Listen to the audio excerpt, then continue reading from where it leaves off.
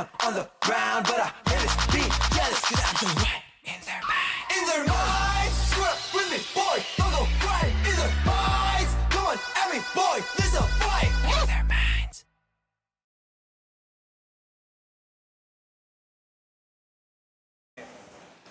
Saturday triple header is coming to a close as we are into the final match of this Saturday. We have Manila Montet FC going up against Mendiola FC 1991 here at the Rizal Memorial Stadium. My name is Jamer de la Cruz alongside my brother and my partner, Glenn Casas. Good to be back here in the commentary. How are you doing so far and what are we expecting for this game? A lot of excitement coming about here because we are looking at two teams that if we look at the table right now, they are pretty much on paper on equal footing right now. Of course, Mendiola would have that advantage, but we're kind of looking at, hopefully, some really exciting football. And you're right, in the league table that we have out here with Manila Montet dead last currently in the standings, while Mendiola FC 1991 currently have a win in the bags, but looking to get another one here against Manila Montet FC. Now, we want to talk about Manila Montet in this matchup. Glenn, they've been chasing for their first victory of the season. They've been wanting to get into the right strides so far, but they've been on the receiving end of many goals scored against them. What do you think could be the turning point for Manila Montet in this game? The very first thing that they really have to focus on is to really get the defensive shape correctly. They really need to make sure that they can cut the supply, prevent further goals from coming in, because that would be really crucial if they're looking into at least getting a point. That's the first thing. Forget about 3 points. If they can get a point, that could get them running and that could get them the momentum that they might need. They got a good start against Montague FC, but again, they were on a constant downfall after the first game of the season, so they're looking to bounce back out here. It's going to be a shake-up in the terms of their starting lineups with one of their goalkeepers out as well for this game. But now, looking over to Mendiola FC 1991, they've been one of the constants here in the Philippines Football League. They've been part of the league ever since we've had it in the pandemic. They started off well with a victory, 7-0 victory over Philippine Army. But the thing there is that they've been on a losing streak so far. What could they do to break it down right now? One of the things that they've been missing is that key man in front. Yung nangyari dun with the 7-0 victory, one of the key players missing was one of the players that I was really looking forward to, Sahad Mohebizadeh, right? If I pronounce the name correctly, which has been really a key man when it comes to the offensive point ng Mendiola. But as of the moment here, it still looks like they're still going to be missing his services tonight, if I'm not mistaken. Well, both sides need to dig deep in order for them to get into the winning margin or the winning line of the Philippines Football League. But for now, we turn over to Nina Alvia for our pitchside report. With the stats you have mentioned, yes, they are pretty similar on paper as they started this league with quite slow. However, ang nakakaiba sa kanila ay Mendiola FC was able to break that unlucky streak last week, and assistant coach Niboy Pedimonte said that they were able to extract positives naman from their first 3 losses, and they were able to convert that into a win with the increasing confidence they had because of their improvements, and the coaches were also able to know the players so much better. The main challenge that they're facing today is the lack of players. Since they're from San Beda, most of them have academic requirements to finish. Sa kabila naman, assistant coach Kenneth Arnaldo said they're actually coming into today na mataas ang kanilang kumpiyansa. He feels that they have a bigger chance as well to win today because the heat factor is now gone since they're playing an evening game. So let's see who will grab today's win. Back to you. Well, it's all about the personnel that's going to be playing in this game for Manila Montet and Mendiola FC 1991. But for now, we head on to the pitch for the walk-in of the players.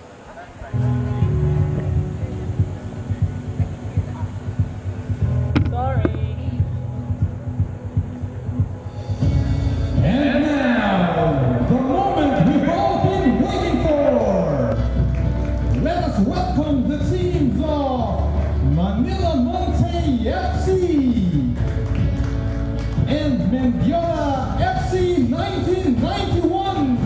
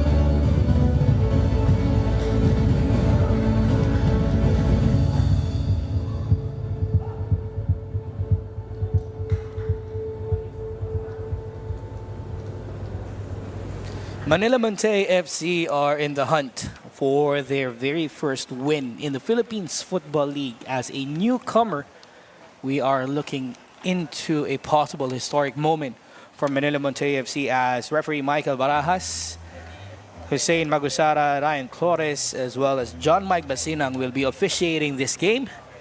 The coin toss is done and we have determined who will kick things off here, this matchup between Manila Monte FC and Mendiola FC 1991 as we look into the starting lineups. First off for Manila Monte FC, a 4-3-3 formation out here. But the key man missing is between the sticks. Right now, it's Rafael Alfonso Mamonong stepping in for Mark James Jones, who's been the key for Manila Monte FC in terms of reducing the score lines that they have been facing lately. Yeah, I would have to agree with you on that. When it comes to individual performance, Mark James Jones, lalo na nung tinawag namin yung last na match nila, it has been one of the most exciting players that we've watched representing Manila Monte. But perhaps it could be more of a tactical concern. Looking on the side of Mendiola FC 1991 and on the other side, they say that they are lacking some firepower because of the commitments of their players to the San Beda community in terms of their studies. But you have the likes of Hiromasa Ishikawa up front, as well as John Aaron Ebreja. Ali Gamlush is there as well, controlling the midfield, sans the veteran in Hamed Hajimari. So things are going to be interesting in this matchup between Manila Monte and Mendiola FC 1991 as the boys from Mendiola kick things off for this third game of the Saturday triple header. Nabanggit natin before the start of the game, Manila Monte really looking for their first win of the season. And they said, as per Nina Alvia from our pitch side reporter, na mataas yung confidence level and moral nila ngayon because they could feel they could get one against Mendiola FC 1991. Anong masasabi mo about Don Glenn? Statistically speaking, hindi sila nalalayo sa observation yan. Provided, of course, that if Mendiola could not really maintain the run of form that they have, because they really started off really strong, showing a lot of experience at game one. But as everything progressed, they even conceded 3 points against newcomers in Manila Digger and in Tuloy, if I'm not mistaken. So those are really key factors that's contributing dun sa magiging form ni Mendiola today. And of course, Manila Monte boasting a squad peppered, not really peppered, but composed of all Filipino players. As per their owner, as per their social media, all of the players that they have are homegrown players. So makikita natin yung future of Philippine football dito. How our local players compete with the ones that have been playing in the league for quite some time. You have the likes of Payosala, Nasunable, and Edulan, for example, in Mendiola FC 1991, na nakapaglaro na ever since Mendiola FC 1991 joined the Philippines Football League. Diba? During the lockdown season of the Philippines Football League, nandyan na yung mga yan. And who knows what could they pull off against Mendiola FC 1991 as Manila Monte was able to clear the ball out, passing the ball to Ivor John Siose and Reggie Sulit right now. Through ball for Lance Adrian De Jesus on the right side of the field, looking for their first goal here in this game. Good movement from Manila Monte right now. They're really looking composed right now on the attack. We've mentioned Lance Adrian De Jesus earlier on, listed as a defender, more of a wing back for Manila Monte FC, running up front for that attack. Yeah, and ang ganda rin ng pinapakita ngayon. With that, did you see that last attack here where Lance De Jesus was actually an open man on that right flank. So they might be looking to expose. Kasi one of the things that the Mendiola has is they did have some difficulty finding a man to mark on that flank. So if this is the same tactic that Manila Monte will be employing, who knows, you know? Well, one thing that I can say is mapapatunayan ko na mabilis tumakbo yang si Lance. Kasi kasama ko yan with our community club with Bulacan Highlanders Football Club. At young player na yan, mabilis talaga tumakbo yan. Defender yan, pero he's also a striker for our squad. So let's see how Lance could actually do things here in this game against Mendiola FC 1991. Mabilis lang talaga siya, no? Hindi yung Mabagal din ako.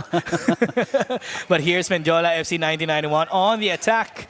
He was taken down there. I believe that was Nikolai Abalos who was taken down.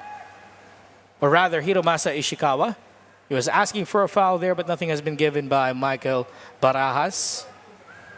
One thing to note with Manila Monte here is that their head coach right now on the bench is Coach Dennis Balbin, one of the head coaches as well of Tondo FC. So if you're talking about community-based football, talking about local, homegrown players, Dennis Balbin is the right guy to lead Manila Monte FC to possibly their first victory of the season as they have a run on the left side of the field, clearing that offside flag. A chance right now, down the byline, goes down. Referee Michael Barra says, goal kick. medyo nakakikita nga na they are struggling, Mendiola, to find the man to mark that left flank talaga. So I think this is one of the key tactics here that Monte is gonna be employing. Makakakita tayo ng more plays on the wings. Pero yun nga, if they learn from what their experience, and given Mendiola is a very experienced club with an experienced coach and experienced players all around. So adjusting tactically should be something na given sa kanila. Well, they've been here before, debutants in the Philippines Football League. They've been part of the league for quite a few years now. So they would understand the hunger, the thirst of a debuting team in a league like the Philippines Football League. But they have an attack here. Mamonong is just alert to the possibility and offloads that right away to De Jesus on the right side. They are actually gunning for those both flanks, as you can see with that pass to Jose on the right. Those flanks are quite open. Yung left and right wings ng Mendiola, it's kind of like inviting them in to make a run for those pockets of space. Well, that's what you get if you rely on a back three without a very sturdy back three talaga. And what Mendiola is really trying to gain out of this is they are probably hoping to put more people up front para when the attack goes on. Look at this one here. Ang ganda nung pagkakarelease sa kanya. Just the control is what's missing from Yun nga lang. Ivor Jose, rather. Pero that opens them up for something that's really good here. And we have a free kick here for Manila Monte FC with Reggie Sulit. Pwede yan. A good curl in could lead to a good attempt on goal. It's going to be an in-swinging ball. Good one. Great delivery. Almost rattling the defense of Mendiola FC 1991. Pero makukulangan yung follow-up na yon for Manila Monte FC. Welcoming signs for the debutants in the league. Medyo inaasahan na nga natin yung tanong natin at the start of this match. What if? What if ito yung game na magbibigay sa kanila ng first 3 points nila for this season? Well, hindi ako magugulat yan considering na they are one of the only few teams. I think Army na lang aside from Manila Monte ang naghihintay sa kanilang first 3. That is right. Makikita natin kung saan naabot ang determination ng Manila Monte FC. Good pass towards the path of Nikolai Abalos up front who takes a shot from distance but just gonna fizz off over the crossbar. Yan yung sinasabi natin kapag reliable na back four ang tumatakbo sa likod. If we could see that from another angle, let's look at this one here.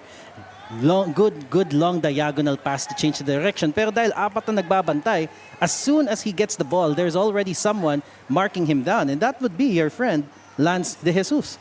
Once again, Lance proving why he's now part of a PFL squad as they have a counter-attack here pero makukulangan ng takbo ang Manila Monte. Good look right now for Mendiola. A chance actually for Mendiola to bounce back after those couple of defeats. They had a great opening game nung binuksan natin ang kurtina ng Philippines Football League. Tama. Pero, di ba, parang nakulangan sila ngayon over the last few games. At yung pinakamasakit, yung surprise defeat nila against Don Bosco Garelli with 4-2. Kahit ako nagulat din ako. Diba? Nung tinapanood ko lang din yun, may first reaction natin yan, Kaya pala nandun, Bosco. And pinakita nila na kaya nga nila. Hence, nanalo sila dun sa laro na yun. Pero balik tayo sa aksyon. Mendiola FC 1991, nahanap dito ng papasahan, nahanap ng spasyo. Ito na naman yung long ball, hinahanap na naman si Nicolay. Nakita mo yung thought processing ni Razonable doon? Medyo nakikita niya yung open man doon sa may bandang kaliwang bahagi nga. Pero yun yung magiging mahirap dyan kasi medyo wide nga yung linya na ginagawa ng defense ng Manila Monte. So pagka ganyan, more on finding how to unlock the defense talaga. Nicolay Abalos dito sa kaliwa. Ibinalik sa likod. Ikot muna ang bola with Razonable. Good long ball forward pero mailalabas yan ng Manila Monte. So far medyo level ang ating playing field with 10 minutes into this game. Nakikita natin yung intention ng Manila Monte pero nakikita rin natin yung pagiging experience nitong Mendiola FC 1991 na kaya nilang pigilan yung mga bola na nanggagaling dito sa kaliwat kanang wings ng Manila Monte. Pero kaya rin nilang umatake kagaya ngayon na they have the ball. Moving forward, taken down, Ali Gamlush has been fouled. And this is a dangerous spot to concede a free kick. Medyo malapit nga to. Kaya mo, you can go direct na mula dito sa spot na to. Pero tingnan mo itong pangyayari na to. Look at how he tries to avoid the man. Medyo inailahis na niya yung bola kung kailan pumasok yung tackle. Ooh, late. Late na timing ni Vincent Gavino. So, ngayon, meron tayo ditong isang magandang opportunity. Meron tayong libreng sipa. Medyo lang. Free kick for Mendiola FC 1991. Gusto mo talaga libreng sipa. Na-foul. Siyempre, kung sa basketball may libreng throw or free throw, sa Libreng atin may bato. free kick, merong free kick, libreng sipa. Para lang yun yung kapag Nakuha na ba natin yung Tagalog term ng free kick? Kailangan talaga nating hanapan ng Tagalog term yan. At ito na nga, free kick for Mendiola FC 1991. Mukhang direkto. Payosalan with the fake, straight to the wall.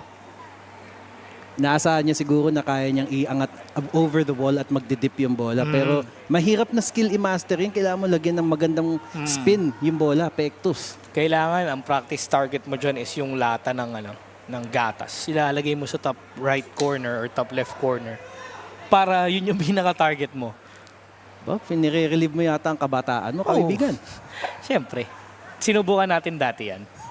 Manila Monte ngayon ang susubok ng atake dito sa kaliwa. Even contest so far with 11 minutes into this game. Magandang kanan. At may chance na si Ivor. Jose dito sa kanan. Pinasa sa gitna. Nailabas na Mendiola FC 1991 pero babalik ang bola dito kay John Leonard Nagiat. At ibinalik na nga niya kay Mark Pellejo na goalkeeper ng Mendiola FC 1991. Nakikita natin yung under pressure na momentum na pinapakita ngayon ni Manila Monte. Dalawang players ang walang nagmamarka sa kanila. Buti na nga lang at yung first touch na inaasahan natin kay Ivor John si Jose, hindi nangyari. Hindi nakuha ni Jose yung bola. Wala ring suporta dun sa process na yun. Pero tignan natin. Sliding tackle from Jose, hindi umabot. Payosalan, binigay dito kay Ishikawa sa kaliwa. Ishikawa, tumira. Nakuha ni Mamonong. Nako, mukhang dalawa na ang Lord ng Manila Monte. Meron tayong Lord Jones na nasa bench. Meron tayong Lord Mamonong na bumanat ng ganong save. Minamanong na lang ni Mamonong ngayon ng mga ganyang klaseng tira. Mukhang makagiging magandang laban nga talaga to. Manila Monte naman ngayon ang susubok. Pero may foul na itatawag ang ating referee na si Michael Barajas. May player dun sa kaliwang side na nangangailangan ng medic.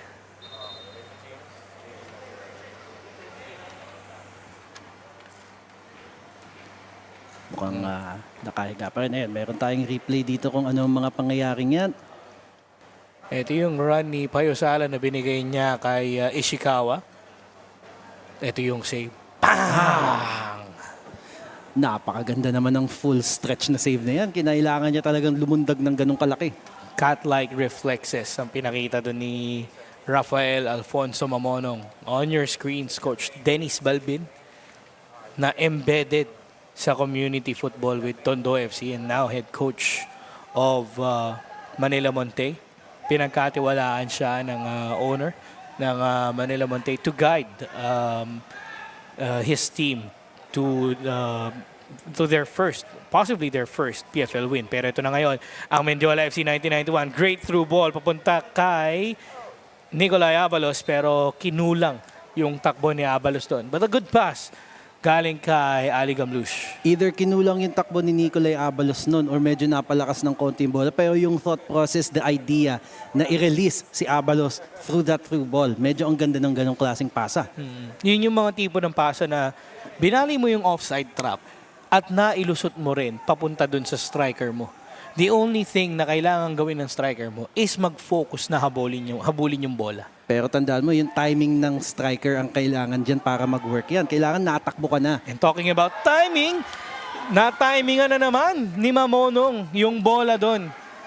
Mendiola asking for a foul. Ishikawa taken down. Pero sabi ng referee, bola ang nakuha dito ni Mamonong. Tulad nga na ito, nung sinasabi natin, mukhang may malaking possibility na even footing talaga sila dahil sa current forms nila ngayon. Pero that's definitely an ingredient para sa magandang football. And alam talaga natin na one of the ingredients na magbibigay siguro ng unang panalo sa Manila Monte dito is yung hunger nila na manalo. Knowing na these players, hindi naman nila siguro full-time itong pagiging player ng Manila Monte. Nabanggit nga rin sa social media account ng Manila Monte na they're only getting their allowances. So, ngayon, nakikita natin dito with Sherwin Leander on the right side. Binalik dito kay Lance De Jesus. Good cross pero mailalabas yan ni Razonable. Pero babalik ang bola sa Manila Monte. Mahina lang yung shot ni Nagiyat doon pero babalik pa rin sa boys in baby blue or baby powder blue ba yan? Yung sa Manila Monte. Pwede mo namang sabihin blue na lang, friend. Blue. The boys in blue. Medyo mayroong konting commotion dito. Si Ali Gamlush nagre-reklamo sa ating assistant referee. Pero papasok na agad si referee Michael Barajas. Sasabihin niya, tama na yan. At lalaro ulit tayo dito with Mendiola FC 1991. Ipapasa rito sa kanan papunta kay Nicolay Abalos na naghahanap ng papasahan ngayon. Ishikawa humihingi ng bola. Mailalabas ng team captain na si Vincent Gavino. At makukuha nga ng Manila Monte ang bola pero makukuha ulit ng Mendiola FC 1991. Possession stats tayo ngayon, Glenn.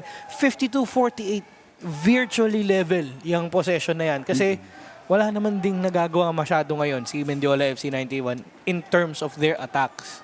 Hindi naman naalalayo when it comes to possession yan. Kaso tulad nga niyan, yung how you make use of the possession. So far ngayon, si Mendiola ay may 2 more shots better than sa ginagawa ni Manila Monte ngayon, which is hinihintay natin sa kanila. Nakikita natin na unlock nila yung mga left and right flanks ni Mendiola, pero ang nangyayari talaga at ang isa sa mga predictable na nangyayari na nababasa ng goalkeeper yung pagpasok ng bola, yung delivery ng cross papunta sa box.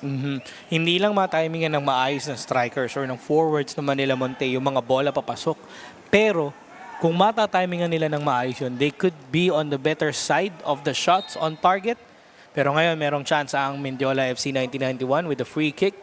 Papasok sa box, ilalabas ng Manila Monte, pero makukuha ulit ng Mendiola FC 1991. Nandito na si Kenneth Payosalan, one of the veterans of Mendiola FC 1991. Papasok dito kay Ishikawa, ilalabas naman ni Drexler Valencia ang bola. Bilis mag-react ni Valencia para ilabas ang bola na yun. It was a loose ball and kinakailangan na ang clearance na yan.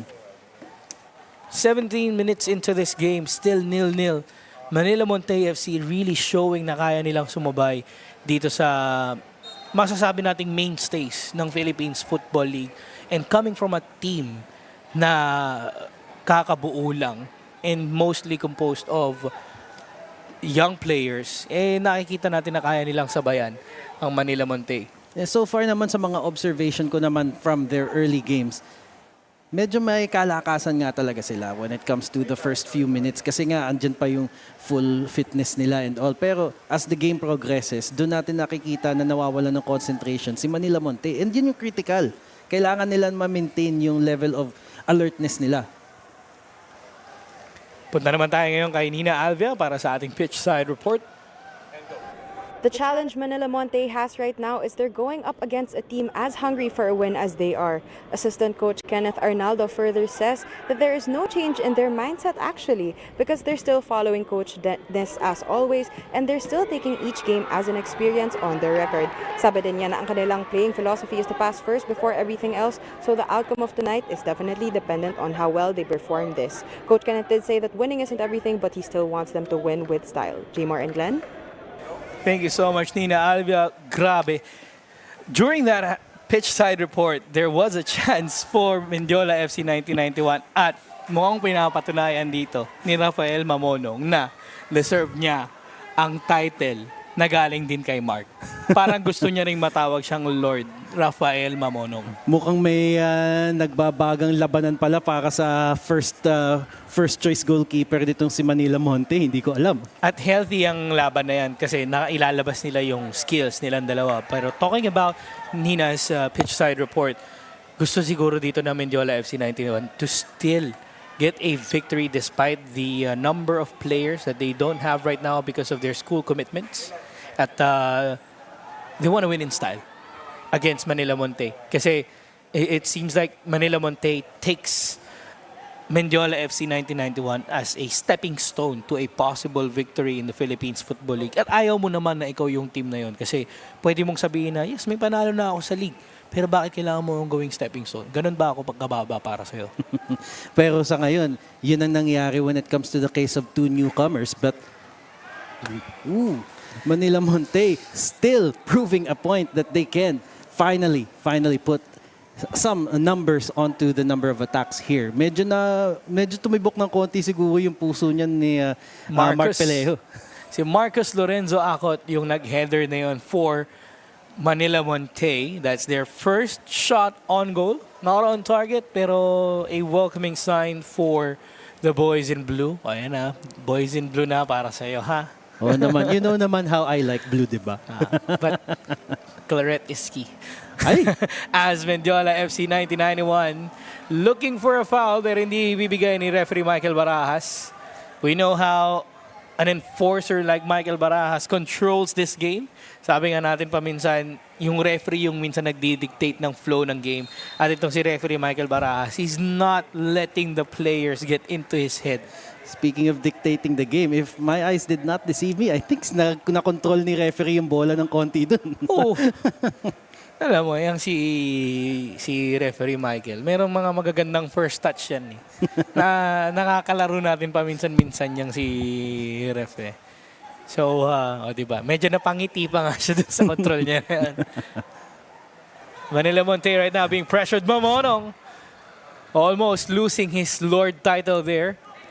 Pero may babalik na naman ng Mendiola FC 1991 ang bola sa kanilang side. Manila Monte, great defense so far. Ang pinapakita ng Manila Monte. A couple of close calls, of course, pero it's a good thing. It will be bringing a lot of confidence sa backline ni Manila Monte na aside from Mark James Jones, who's been reliable sa mga impossible shots or shot stops nung time, we have here Mamonong doing the same. Ivor John Siose ngayon ang gagawa ng tsansa para sa Manila Monte pero diretso lang yan sa pagmamahal at pagyakap ni Mark Pellejo. Masyadong madaling nababasa ni Mark Pellejo ang pupuntahan ng bola, kinulang sa puwersa sa ganyang kalayo. Of course naman. Pero nakita natin kanina, earlier on, pinakita natin yung stats, 2 shots for Mendiola FC 1991. Dalawa na rin ngayon para sa Manila Monte at isa doon on target pa. Tama. So nakikita natin yung intention dito ng Manila Monte na talagang ipakita sa buong Philippines Football League na hindi lang kami pumunta rito para maging tapakan nyo dito sa pinakaibaba ng league table. Mamonong, again, great coverage from Mamonong. Coming out of his line to gather that ball at counter-attack for Manila Monte. Ivor Siose on the right side. Kalma. Tackled by player number 17, Reggie Sulit, at mabibigyan ng tsansa itong player ng Mendiola FC 1991 na mabigyan ng medical attention pero grabe na patayo ka dun sa sequence na yun, Glenn. Pareho tayo eh. Muntik muntik ka tayong hindi nakahinga nun eh. Pero I'm pretty sure na nakahinga na ng malalim ngayon si Mendiola at nagising-gising na sila kasi with that intention, and you can see how they were able to unlock the defense by just simply doing that long pass. Tingnan mo tong magandang run of play na to. Mula kay Sulit, magandang pasa at ang ganda ng through ball. But again, yung first touch ni Jose doon, it's kind of like second-guessing himself. Tingnan natin ulit dito. Good pass from Reggie Sulit. A through ball na binasag yung dalawang defender. Either Jose could have went on to roll that ball to his right side, cross it, and a goal-scoring opportunity. And when he received the ball, he stopped it using yung kanan na paa niya. Wherein there's an option na pwede niyang i-roll papunta sa kanang side niya. Ayan, tignan natin. See, pinigil niya yung momentum ng bola while the defender is also stopping dun sa process na papunta na siya dun sa part na pwede niyang i-cross yung bola. Maganda pa naman sa mga opportunities na ganong kabilis is if you don't put a break on the ball, you have the opportunity to unlock the defense bago pa mabuo. Bago pa makaporma, at that point, nakalagpas na sa huling defender yung bola. Nakalagpas na siya kay, I believe, yung nakabantay sa kanya noon ay si number 12, si Eljon Razonable. Pero magiging challenge ngayon, sorry to cut you off, Glenn, pero magiging challenge ngayon for Mendiola FC 1991 as Kenneth Payusalan has been ushered out of the field and replaced by Kirk Emancy. Sobrang challenging ito for Mendiola because they only have 3 players on the bench and they've used one of them already early on to this game. So tignan natin kung enough bang motivation yung number of players nila dito sa bench against against Manila Montet. Gaya nga ng sinasabi nila, yung liga, it's more of a marathon. Kaya making sure that you have enough players and that they have the right fitness. Yun ang magiging challenge throughout the season. Hindi to knockout kung saan kailangan mo lang maglaro 1 game at a time. Ito, you have 105 games all throughout. Guaranteed. Through ball ngayon para sa Mendiola FC 1991 to Ishikawa pero mailalabas ni Drexler Valencia ang bola for a corner.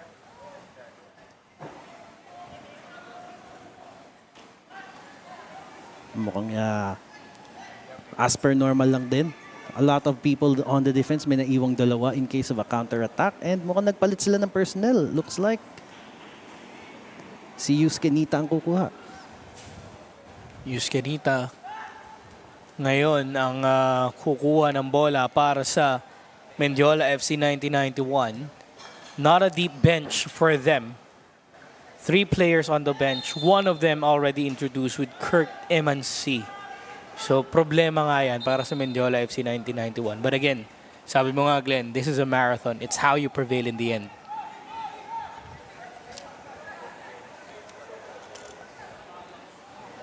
Manila Montet, ngayon na may hawak ng bola. Long ball forward. Tussle for the ball, pero babalik ang bola ngayon sa Mendiola FC 1991. Long ball ang hinahanap dito. Statistically wise or number wise, lamang na dito si Manila Montet kung titignan natin yung bench nila. Kasi kaya nila maglaro pa niya ng If fitness is an issue for Manila Montet, they now have more players in their cards to swap around kapag nagkakaroon ng issue sa fitness. Whereas itong si Mendiola with 13 players to begin with at ngayon 12 na lang because of that injury. Medyo tagilid sila when it comes to making sure na hanggang dulo ng laro andyan pa sila. Well, kung ang PFF ay merong 10K strong noong mga nakaraang international window, itong Mendiola FC 1991 ay maghahanap ng 12-man strong ngayon dito sa laban nila kontra Manila Montet na ilalabas ang bola ni Drexler Valencia. Nakikita natin yung pressure na ibinibigay ng depleted side na Mendiola FC 1991 dito sa Manila Montet. Pero napaka-alerto ng mga defenders ng Manila Montet para basahin yun. Hindi nila ine-expect na magsispill ng ganun kabilis ang bola. Pero look, like, there's a player on the ground. Medyo sinakripisyo din niya ang katawan niya para sa defensive play na yun. One of the veterans of Manila Montet FC, Gans Marie Antipuesto, former player of Davao Aguilas, UMAC FC in their Copa Paulino Alcantara season. Let's take a look at this again. Yung cross ni Ishikawa ang nailabas dito ni Gans Antipuesto. Pero merong contact dun sa player ng Mendiola FC 1991. Tignan natin ulit, Glenn. Oh, solid yung contact na yon with the player. But Gans is back up to his feet. And okay na ulit. Balik tayo sa action dito with 28 minutes into this matchup. Still 0-0. Maganda pinapakita naman nila Montet so far in the first 28 minutes of the game. Medyo. And maganda rin ang pinapakita ng resilience ni Mendiola as far as really stepping up sa attack nila is concerned. Pero yun nga, kapag you're pushing yourself harder than you normally can, yun yung mas mabilis kang magde-deplete ng iyong stamina. Whereas si Manila Montet, kalmado sa defense. And although kamuntikan-muntikan na rin sila nakapag-concede, yung alertness to clear the ball when hindi kaya ni goalkeeper, yun yung importante sa defense. Manila Montet now on the counter-attack pero makukuha ng Mendiola FC 1991. At kahit dito sa commentary panel, kitang-kita natin yung hatak dun sa shirt na yan. That's a foul on Manila Montet FC. Referee Michael Barajas not happy with that fast play of Mendiola FC 1991. Medyo nasabihan si Keith Edulan nun. Ano kaya sinabi ni referee Michael Barajas? Pero tignan muna natin dito yung hatak ng player na Manila Montet FC. Kitang-kita yung hatak dun sa shirt. Nag-extend yung shirt eh. Medyo kinailangan niya ng konting tulong para tumigil at magbago ng direksyon. Ayun nga. Natulak siya. Pero babalik tayo. Ano kaya sinabi ni referee Michael Barajas dun? Kalma, baby, kalma. Yun kaya ang sinabi sa atin. At habang tayo naglalaro, let's not forget our official match ball is brought to us by Star Polaris, the official match ball of the Philippines Football League. 30 minutes into this game, tabla pa rin po tayo mga kaibigan with Mendiola FC 1991 with possession. And that's Ali Gamlush asking for a foul dahil natapakan daw yung sapatos niya. But the play goes on, says referee Michael Barajas, at lalagpas ang bola na yon for Mendiola FC 1991. Short cross. Two players from Manila Montet FC needed to usher off that danger. At ngayon, pupunta tayo sa side ng Manila Montet, who has a chance on the left side of the field. That's Abad giving it for Sherwin Leander on the left side. Sherwin asking for a teammate. No one showing up so far. Hinihingi ni Iver si Jose sa kanang bahagi ang bola kanina pa pero ngayon pa lang siya natagpuan. At kanina pa rin nanggigigil sa sideline ito si Coach Dennis Balbin. Ipasa mo na yung bola, ipasa mo na yung bola. If only Coach Dennis Balbin could step into the field to pass that ball. Parang ganun yung nangyari kanina dito kay Coach Dennis. Long ball forward ang inahanap dito ng Mendiola FC 1991 para kay Nicolay Abalos. Abalos past one. Can he dance past two? No, he won't. Pero ipinasa sa gitna. Nakuha dito ni Reggie Sulit na ilalabas ang bola para sa Mendiola FC 1991. Maganda yung palitan so far ng Mendiola FC 1991 at ng Manila Montet. Na nakikita natin yung exchange ng atake. Kahit na hindi masyado yung scoring. You could see passes completed so far for Mendiola FC 1991 is 76. And only 59 for Manila Montet. Pero, it's about what you make out of those passes. Medyo down ngayon itong si Mamonong. Teka lang, medyo may konting komosyon. And possession-wise, medyo tumataas na para sa Mendiola FC 1991. Pero, meron tayong komosyon dito with John Aaron Ebreja. One of the veterans of Mendiola FC 1991. Ano kaya yung kinainit ng ulo dito ni Nebreja? Tingnan natin ulit. Ito yata yung magandang save kanina. Ito nga yun. Yun yung hindi na abutan ni Drexler Valencia yung bola kaya napilitan si Mamonong na unahan na naman ang bola at medyo may contact doon between Mamonong and Nebreja. No? Siguro hindi lang din natuwa itong players ng Manila Montet dun sa follow-through nung action ni Nebreja after Mamonong got the ball. At nagkaroon ng komosyon doon. Pero as one of the veterans of the team, you should have a cooler head amongst the rest. So, Mukhang okay naman. Wala nang nagiging commotion dito. Wala nang nagiging away. And referee Michael Barajas was able to extinguish any possible flames that could build up amongst both sides. Pero yung sequence, yung run of play na pinapakita ni Mendiola kanina was a really good one from that pass, that delivery to the box. Yun nga lang, walang nakaabang nakakampi.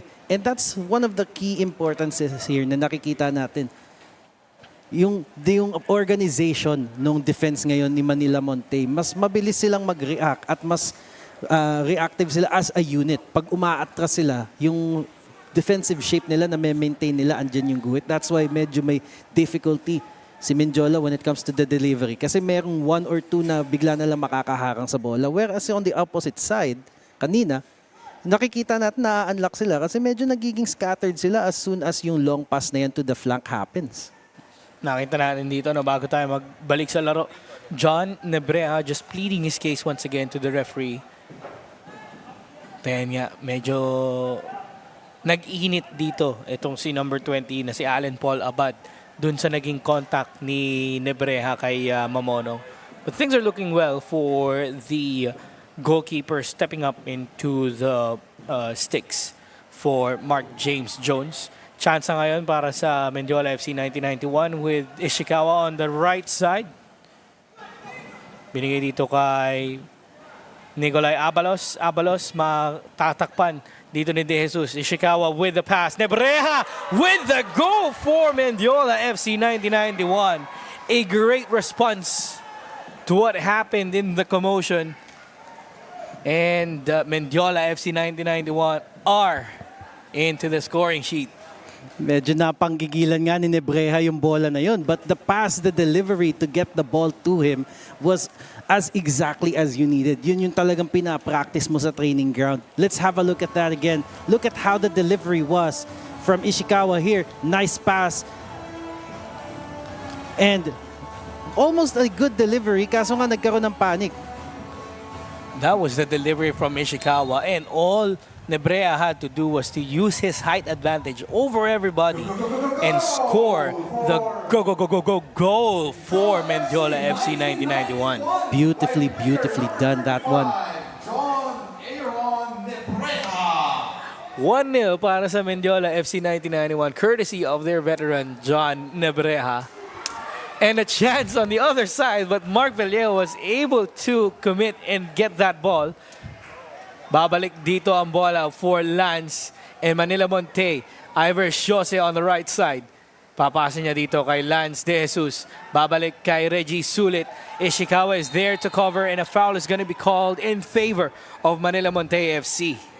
Yeah, close area here for a delivery. Magandang area for a free kick when it comes to doing an assist. Pero medyo naging physical nga ng konti nun si Ishikawa nun. Let's look at it here.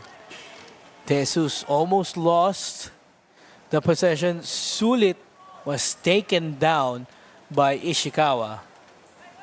Medyo yung braso nga naman yung konting nudge ng konti. Mataas din kasi si Ishikawa sa kanya. Reggie Sulit to take this free kick for Manila Monte FC and their hopes of equalizing against the boys from Mendiola. Medyo may naglalurk sa kanang bahagi. Short one, straight to Pellejo. That was a direct shot on target ang ginawa dito ni Reggie Sulit. Medyo okay na rin yung attempt na yun if you really want to add on to the number of attempts that you have. Pero the quality has to be behind it. You have to force the keeper na magkaroon ng konting spillage sa mga ganong shots. Mendiola FC 1991 na naman ang bababa kasama ang bola pero maibabalik ng depensa ng Manila Monte para kay Mamonong. Lance De Jesus ngayon nag-aano mapapasahan. Almost a good ball, pero babalik ang bola kay Sulit. Reggie, dancing and prancing, turning against the defense. Advantage, says referee Michael Barajas. Through ball for Iver Jose. But he's not alert for the pass. Konting gising daw, Iver, sabi ng teammate mo. Medyo hine-expect na siguro niya yung run ni Siose pero hindi nga nakakatakbo pa si Siose nung pumakating na ang bola. Well, ine-expect na ng teammate ni Siose yung run niya, pero si Siose hindi niya pa ine-expect yung pasa dun sa play na yon. So medyo nagkaroon ng disconnect yung dalawang players. But still, a good intention for Manila Monte to level the match here with 7 minutes remaining before the end of the first half.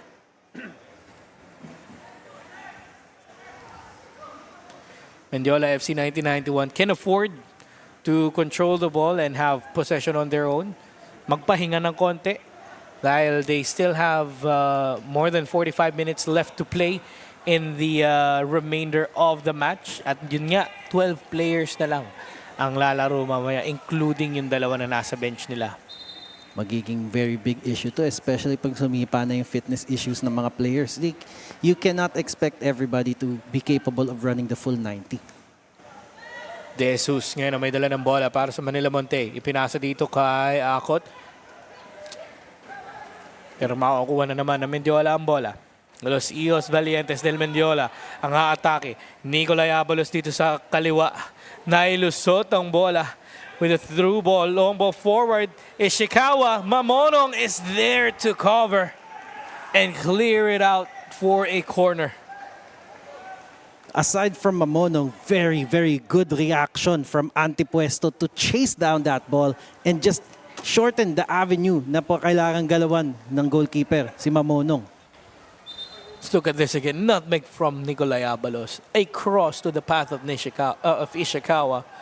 Pero Lord Mamonong is there to cover. Nebreha na naman ang target dun sa corner na yon. He has the height advantage over everybody pero nailabas to ng Manila Monte. Abalos dito sa kaliwa. Hahanap ng papasahan. Good long ball forward pero walang teammate doon na nakaabang. Babalik ngayon ang bola sa Manila Monte. Good forward pass para dito kay Akot pero makukuha na naman ng Mendiola FC 1991. Missed opportunity once again for Manila Monte FC with their supporters on the middle part of the bleachers. Medyo nagsisimula na yung momentum na tinatawag natin with Mendiola right now starting to really have the lion's share of possession for now. Kanina nakikita natin na medyo nagtitilt towards their direction ngayon. Pero right now, I think Mendiola is really taking the lion's share of possession this time around. Pero ano nga bang magagawa nila with that possession? And this is the question that they want to answer. As a great through ball for Ishikawa pero makukuha na naman ni Mamonong yung pasa na yon. Yuskenita with a great pass towards Ishikawa pero naunahan niya lang din itong si Ishikawa dun sa pasa na yon. Medyo nakita na natin na sinubukan ni Ishikawa na i-direct yung bola papunta sa goal. Pero ang kamalas-malasan lang na hindi niya nakuha yung first touch na gusto niya. Unfortunately. At alert na alert si Mamonong para kunin yun sa kanya. 4 minutes remaining in this first half. Mendiola FC 1991 with a slender 1-0 advantage over Manila Monte. Great pass from Aligam Lush but Nicolay Abalos suki ng offside. Well, una pa lang siguro ni Nicolay Abalos yun, no? Pero medyo napaparami na yung suki ng offside flag nito. Kanina pang second game papunta dito sa third game. Di ibig sabihin, kailangan na nilang maging alerto niyan sa offside trap. Last minute change of tactics for Coach Dennis Balbin and Manila Monte FC looking for a possible equalizer bago tayo pumunta sa halftime as Reggie Sulit wins the ball. Advantage was given by the referee pero ibabalik niya yan as a foul has been called against Peter John Banaynal of Mendiola FC 1991. Medyo napalakas nga naman yung pag shoulder-to-shoulder tackle ni Banaynal nun. Pero hindi rin talaga niya nakuha yung ball very fairly. Let's look at this alternate angle.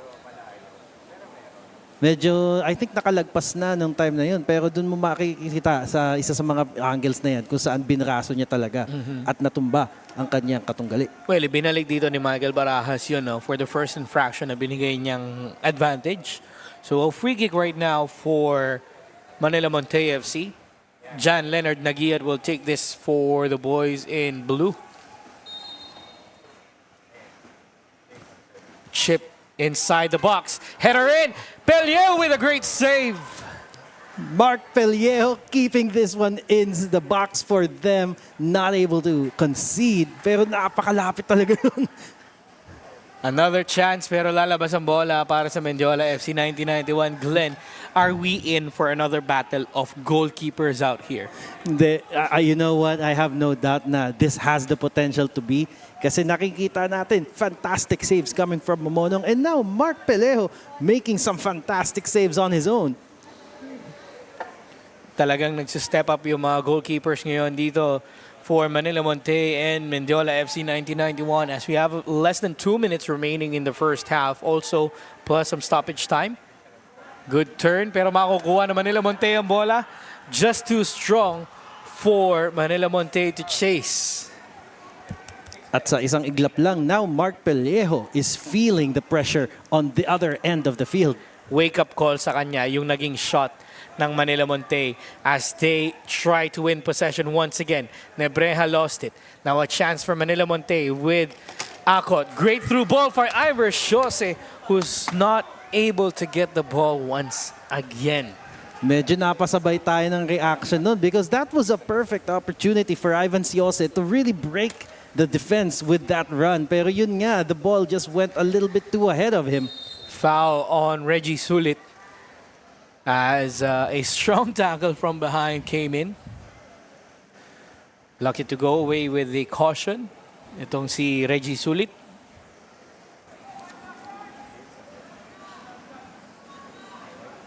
Ali Gamlush for Mendiola FC 1991. Ibinigay dito sa gitna. Naghahanap ng papasahan sa harap. Nakikita na nila yung advantage nila in terms of breaking that offside trap ng Manila Monte. Ali Gamlush sends another long ball forward. This time looking for Nebreja who left it for his teammate. Pero babalik ang bola dito sa Mendiola FC with Banaynal. On to the right side we go. Mendiola FC 1991.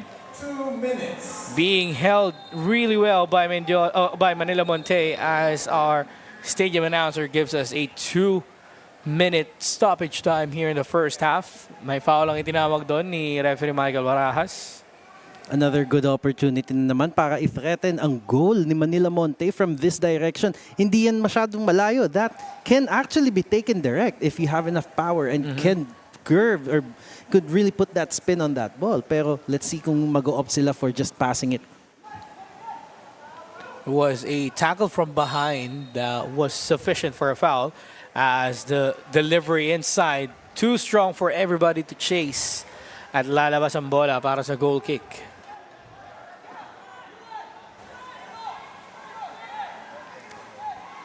Hindi nagmamadali si Manila Monte na kunin to. Pwede ko bang kunin yung opportunity na ito na sabihin na pumasok na tayo sa era ng Philippine club football scene na meron na tayong prime time football.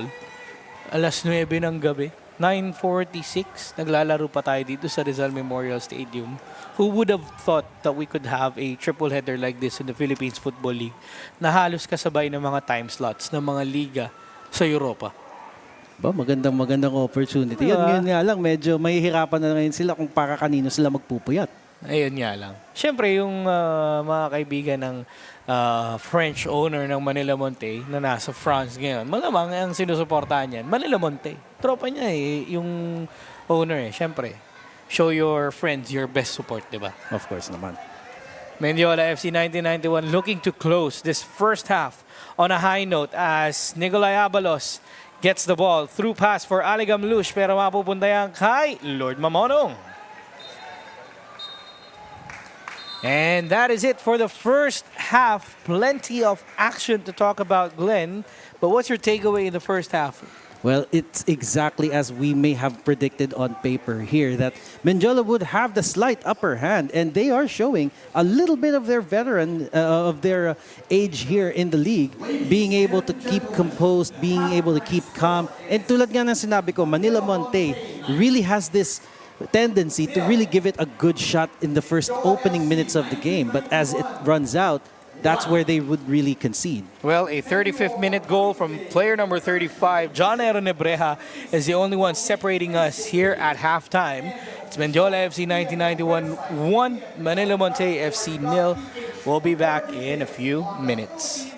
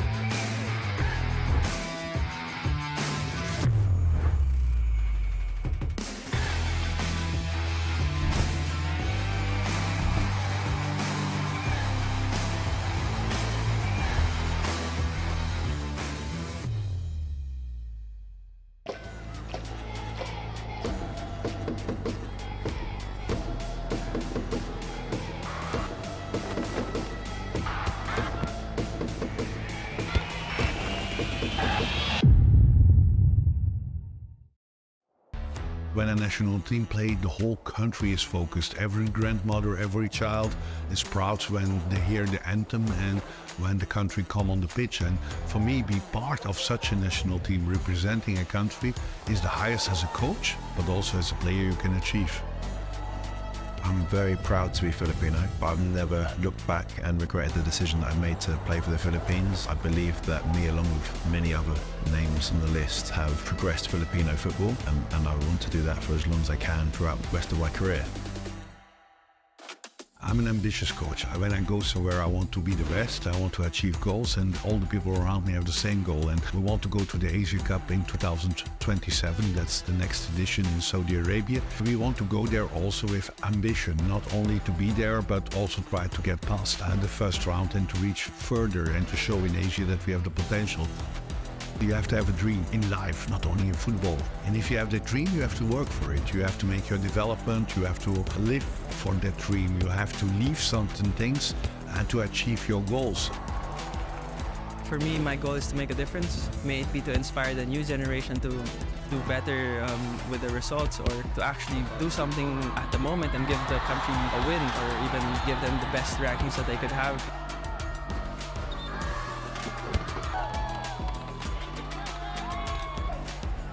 We have to be all humble and respect that we are representing the Philippines. I think you gotta understand that you're not just playing for yourself, that you're playing for a whole country. I don't worry about the future. About when you talk passion, if you talk like all those things, they're good boys here. And as long as everybody understands that we're one family, and the moment you're here, you gotta fight for everyone, I think it'll be okay.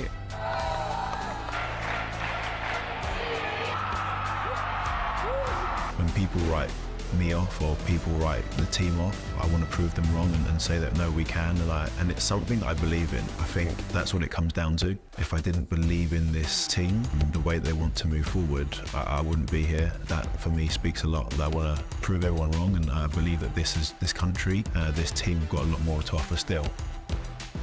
I expect the same everyone else, all right? Whether you're on the bench, whether you're the star, whether you're in the starting lineup, we give everything tonight. We stick together no matter what, and same again, we leave the stadium with our heads held high, all right? All right. I think sometimes the belief was not there. Philippines has long thought from we are not a football nation compared to the neighbor countries.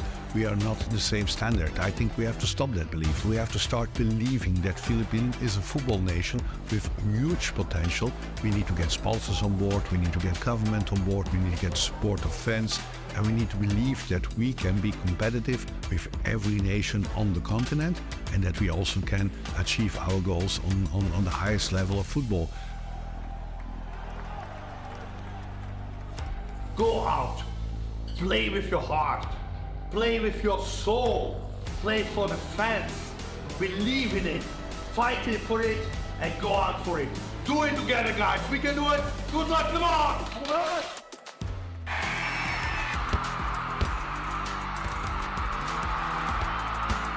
Masra was incredible. I've in 12 years not experienced something like that. I don't think I've ever experienced playing with that big of a crowd. And there were 65,000 people there because they were supporting their national team, and it's pretty much what any national team player would want, is just to have the entire nation right behind you, supporting you and cheering you on. Football for me is the biggest sport in the world. Obviously I probably have a little bit of a bias towards it. I think Filipinos are developed and born to play football. I really do.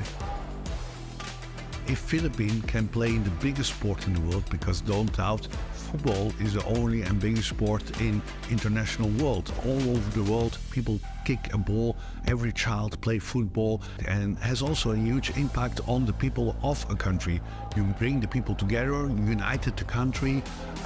Everyone is standing as one behind the team. We saw it already a little bit when our female national team was representative in the World Cup. If the men team can achieve similar goals, I'm 100% sure it will have a huge impact on the population, economically-wise, political-wise, and also to unite the country. Believing in it, living the dream, and working very hard for the dream will be very important.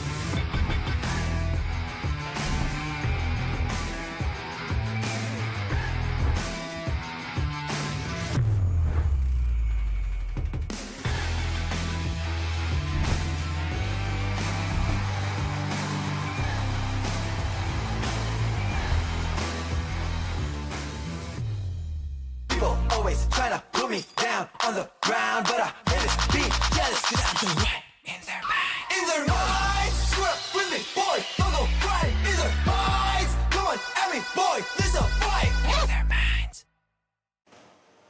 Tight match here at the Rizal Memorial Stadium between Manila Montet FC and Mendiola FC 1991, with John Ebrea scoring the only goal of the first half.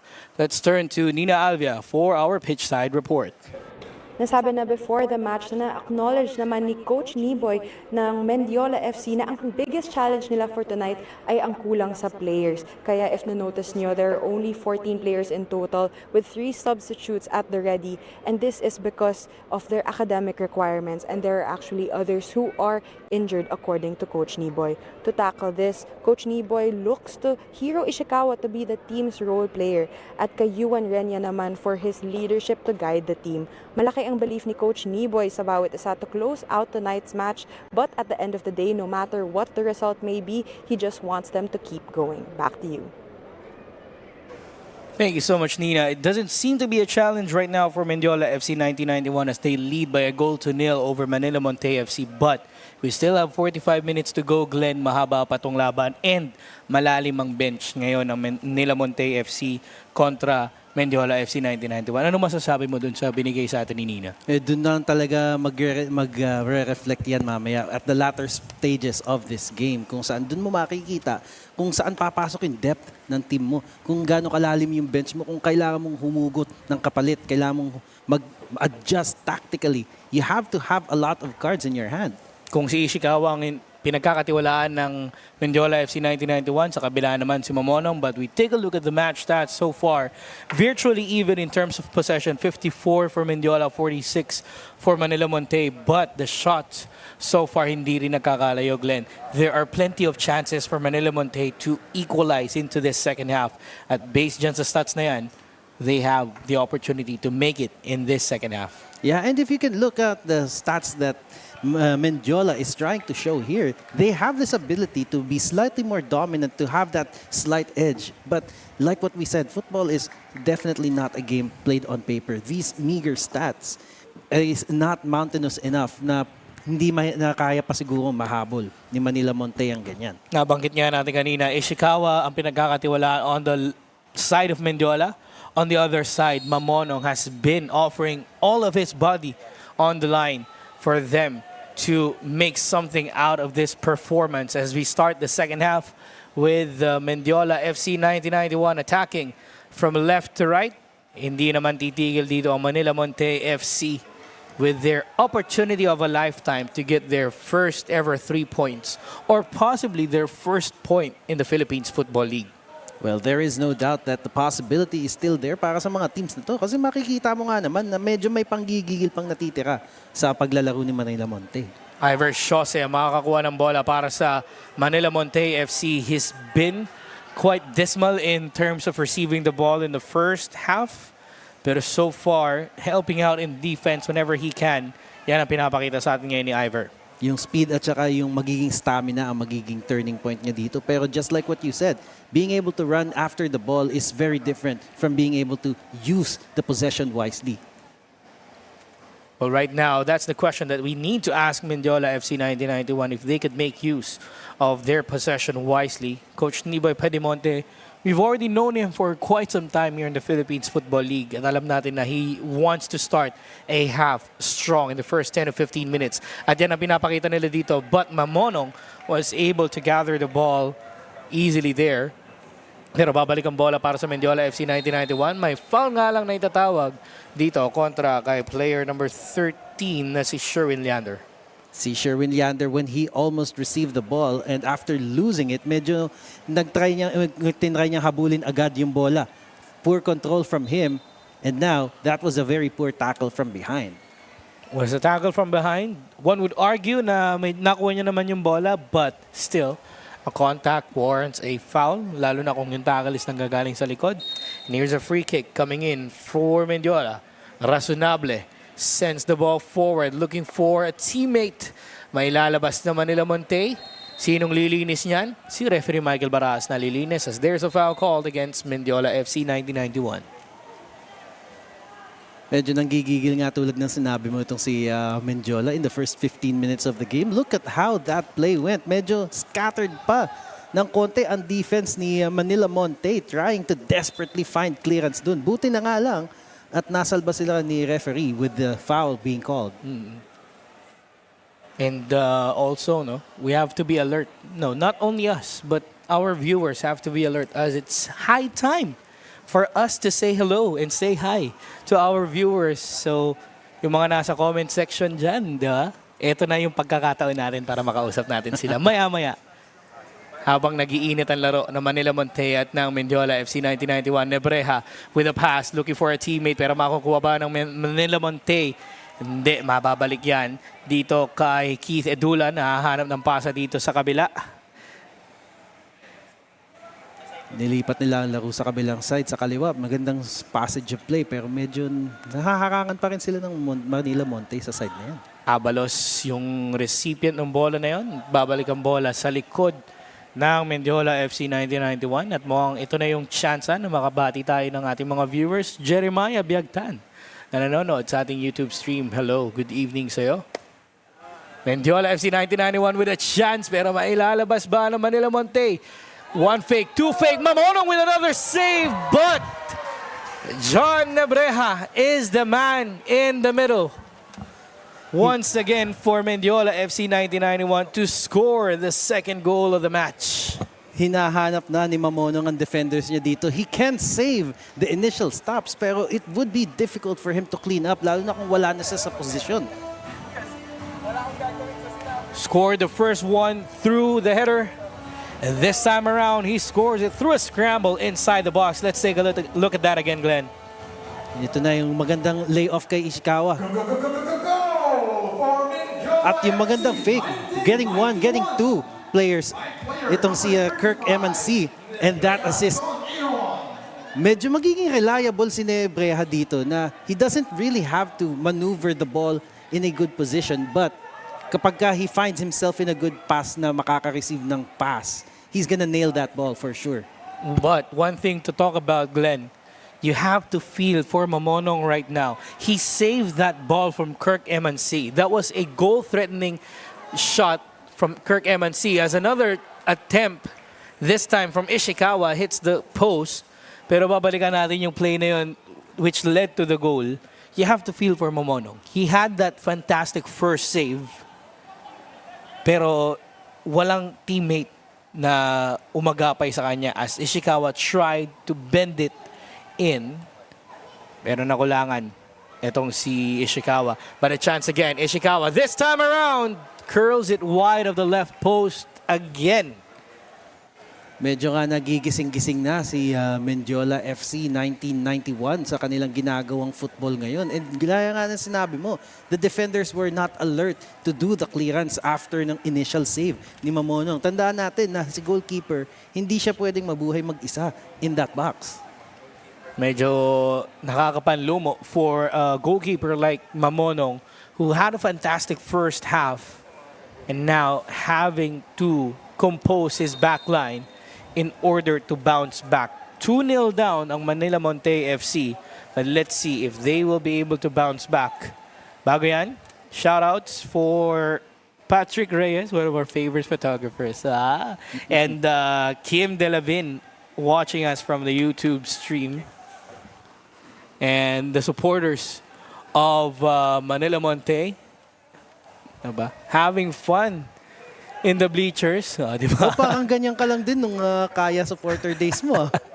Ang cute nila.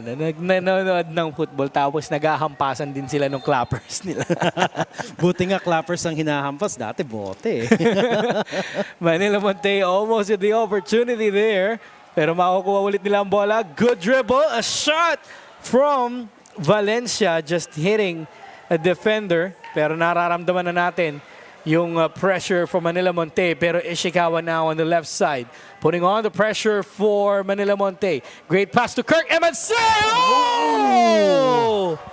A screamer of a goal from Kirk Emancy.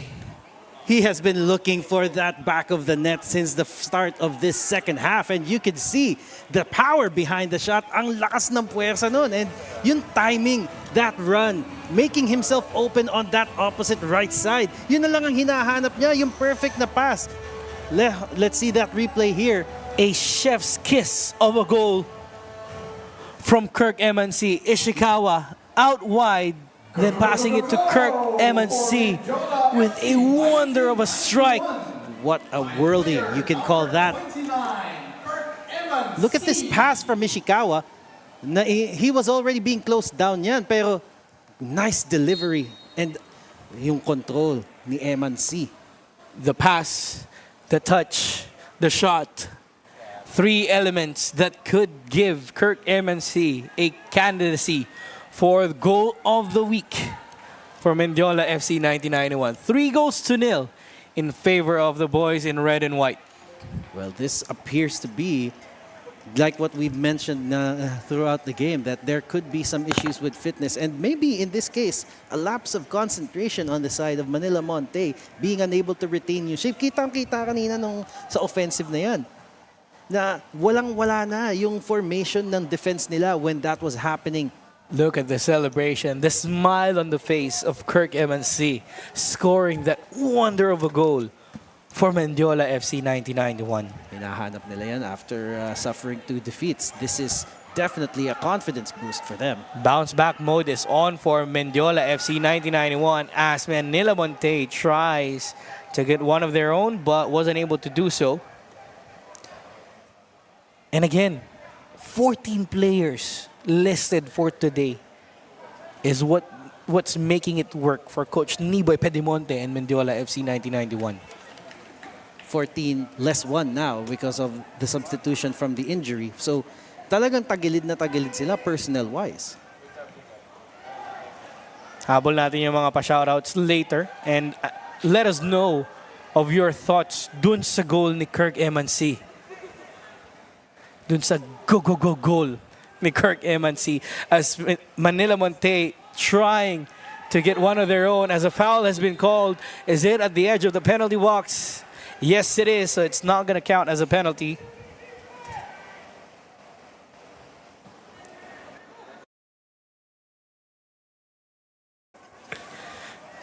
Merong foul ang itinawag doon as a strike earlier on has made its way to the defenders of Mendiola FC 1991 and a late tackle from Abalos.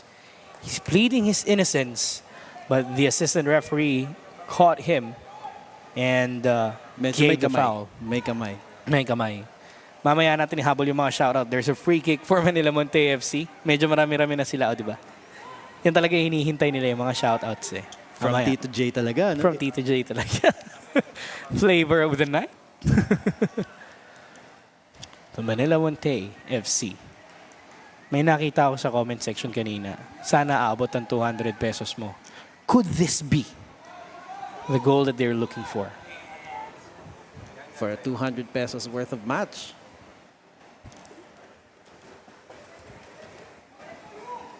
$150 naman yung tickets dito.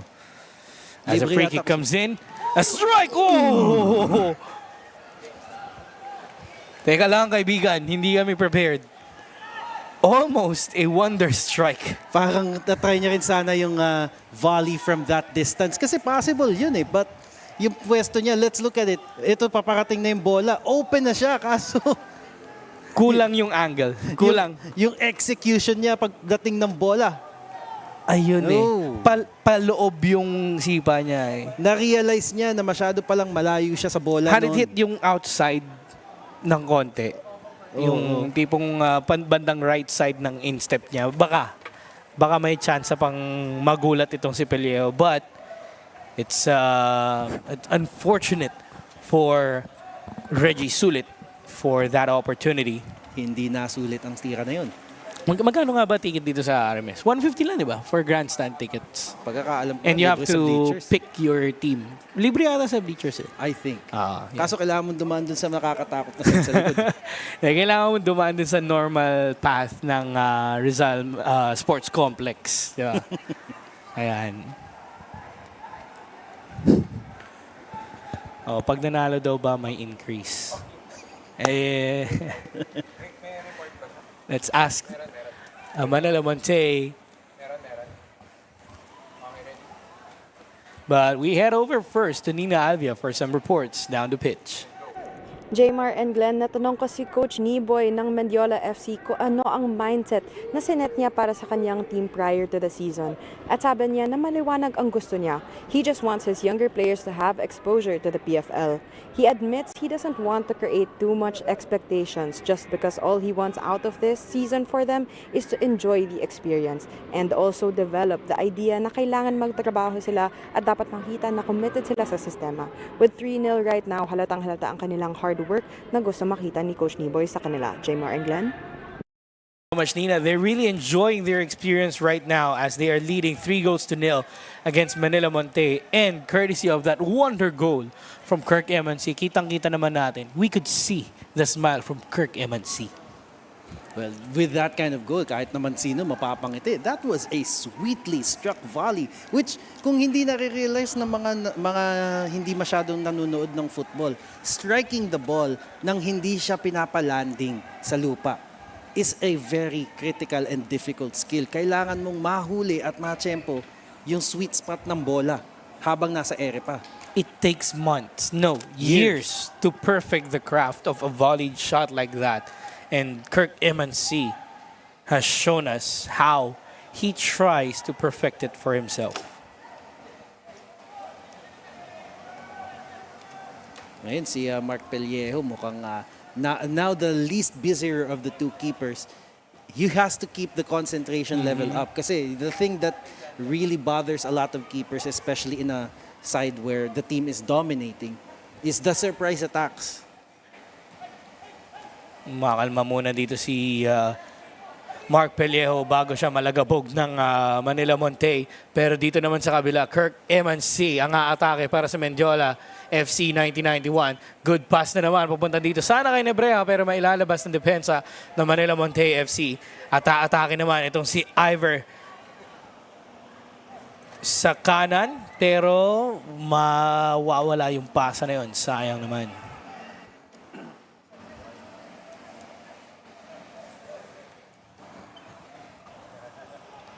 Mendiola now with possession. Another long ball forward for Kirk Emancy.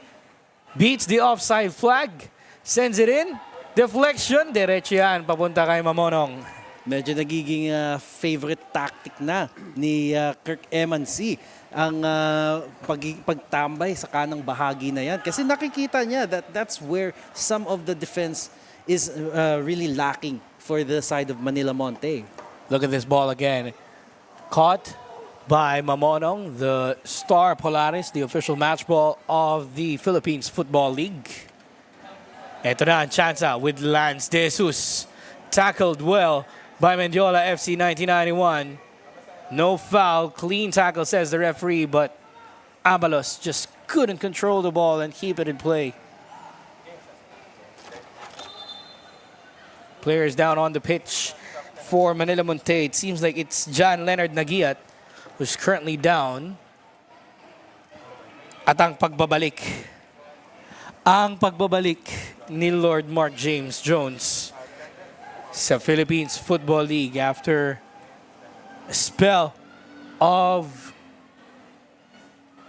goalkeeping skills na pinapakita niya at the start of the season. Yes, and Mark James Jones, a product of Tuloy FC, interestingly enough, who Tuloy has been showing a lot of potential for this league. So, no doubt, medyo maganda nga naman ang napapakita ni Mark James Jones when he is in between the sticks.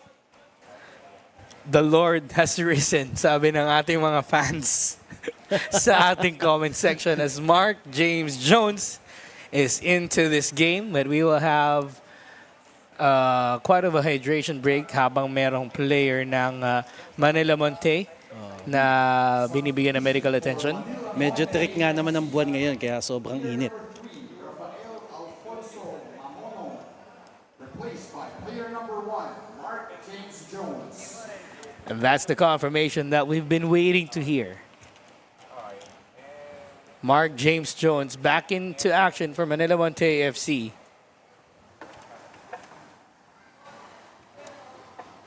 As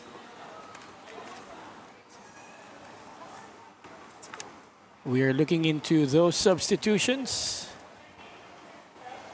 Moments of the games brought to us are powered by 8 Cuts Burgers.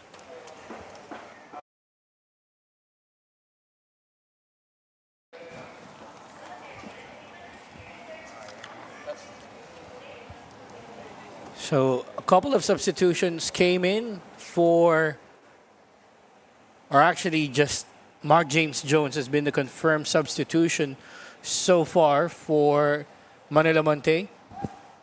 And we're hoping that Nagiat is good to go back into the action. And he's receiving medical attention down the touchline.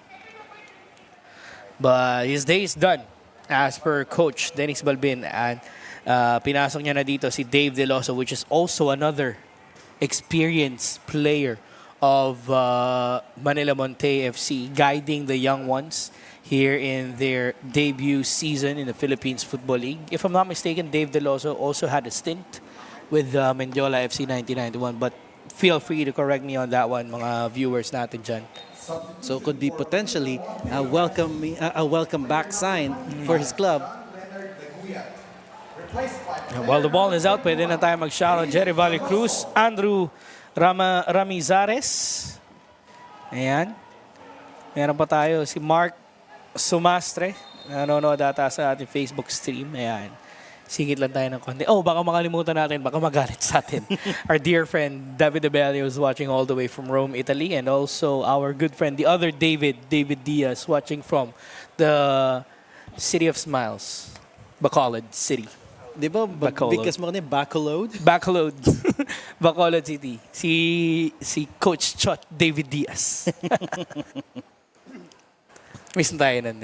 And also, habang may atake dito, Mendiola FC 1991, mailalabas ba? Hindi. Makaka-goal na naman ang Mendiola FC. And let's know who's gonna be credited for that. It is gonna be Ishikawa who will be credited for that goal.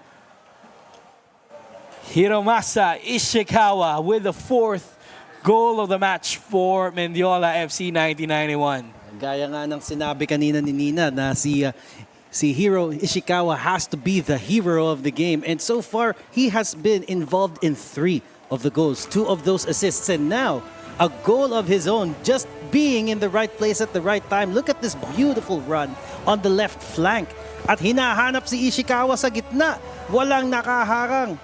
Well, naharangan ng konti pero hindi pa rin napigilan. Drexler Valencia was there to cover, but Ishikawa's resilience proved that he could score a goal. He's been involved in 3 of the goals and scored the 4th one for Mendiola FC 1991 as they're on the run once again. Ali Gamlush saved by Mark James Jones. So eto na yata yung start kung saan yung tinatawag nating the floodgates have opened na for Mendiola. Usually at this stage of the game, they don't look back. Pero Manila Monte can still salvage something out of this if they can mend their defensive line. It's all about finish of the game with their heads held high for Manila Monte FC as Mendiola FC 1991 is dominating them by 4-0. De Jesus has been forced for a sliding tackle. Header again from Nebreja, but saved wonderfully of Lord Mark James Jones. Pero hindi pa tapos ang pressure na ibinibigay dito ng Mendiola FC 1991 as they have possession of the ball, pero makukuha yan ni Gans Antipuesto. Sulit turns, sliding tackle. Makukuha ni Edulan. Mendiola FC 1991 still with the ball. Good movement out here for the boys in red and white. Good fake. Waiting for the cross. Here's the shot straight to the gloves of Mark James Jones. Kakapasok lang ni Lord Mark James Jones. Nasa action na agad.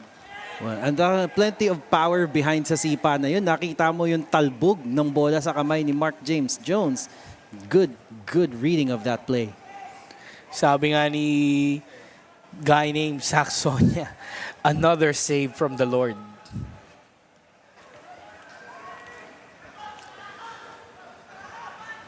Mendiola FC 1991 right now holding the ball really well. They have the 4-goal advantage over Manila Monte FC. We thought it could have been a game that Manila Monte could bounce back after those recent defeats. But Mendiola FC 1991 proving that they're no longer the pushovers of the league. They're one of the mainstays of the league. And they're aiming to move up the ladder and join the mainstays as well in the PFL. As they have another chance here. Ishikawa with a strike, another save. But this time, John Nebreja converts his third goal, completes the hat-trick. And that's done and dusted for John Aaron Nebreja of Mendiola FC 1991. None of the defenders was there to help the Lord at that point. Hindi niya talaga kakayanin mag-isa yan because there was nobody to clean up that ball after him. Let's look at this replay here. Ishikawa moving that ball forward and then after breaking free of his defense was able to put that powerful strike. Pero hindi kakayanin na i-handle lang ni goalkeeper yan. It's definitely made to bounce off. And there was no defender able to react quick enough to clear that one. But Nebrea was in the right place, right time. 5 goals for Mendiola FC 1991. And all 5 of them, Ishikawa's involved in the play. Whether it's been passing or taking the strike, and 3 of those goals came from John Aaron Nebreja. Hat-trick for tonight. He's gonna take home that match ball if ibibigay ni referee Michael Barajas sa kanya yung match ball. Yes, and credit where it's due. Ishikawa now has a hat-trick of assists as well. If may award niya lang ng ganun. Yung mga fans natin sa ating YouTube stream, medyo nagpapatawa yung mga fans natin. Hindi ba sa MMDA daw yung si Nebreja? Ibang Nebreja po yun. Bong Nebreja po yun. John Aaron Nebreja po yun nandito. Sa bus lane po si Sir Nebreja. Nebreja po siya, hindi Nebreja. Back to the action we go. Manila Monte still trying to save some of the respect that they want to earn here in the Philippines Football League as they're still battling it out against Mendiola FC 1991. 70 minutes into this game, and we have a counter-attack for Manila Monte FC as player number 22, Gan Santipuesto, had a chance but wasn't able to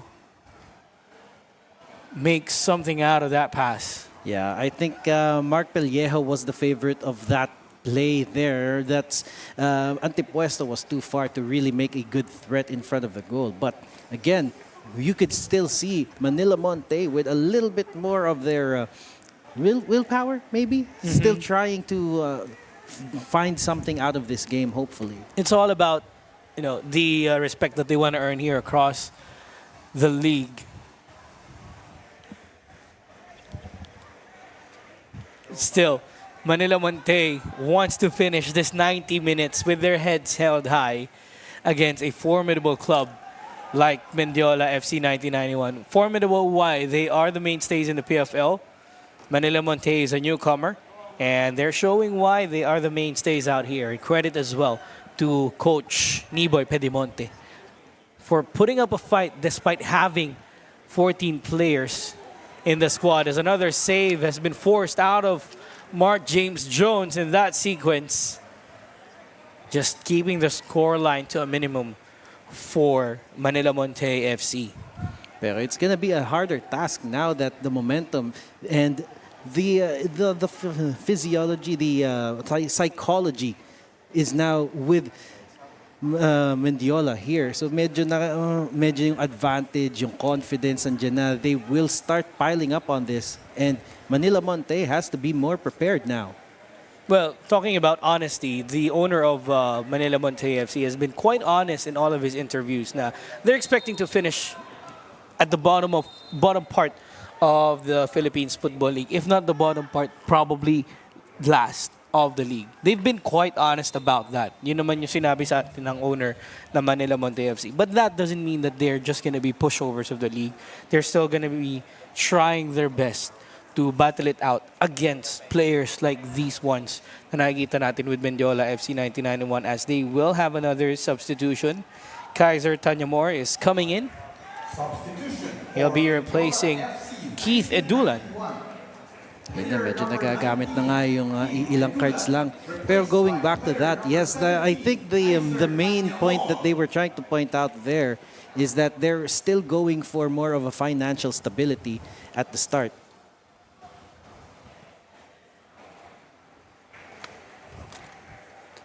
So now, tingnan natin kung anong gagawin ng Mendiola with 5 goals already under their belt. Kung madadagdagan pa nga nila yung score nila. Ito nga yun, yung dito na talaga makikita yung mindset na ipinapakita kanina pa ni Mendiola. Samantalang dito naman sa side ng Manila Monte.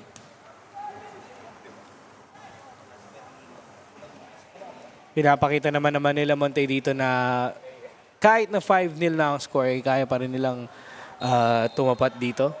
Offside ang itatawag dito ng ating referee.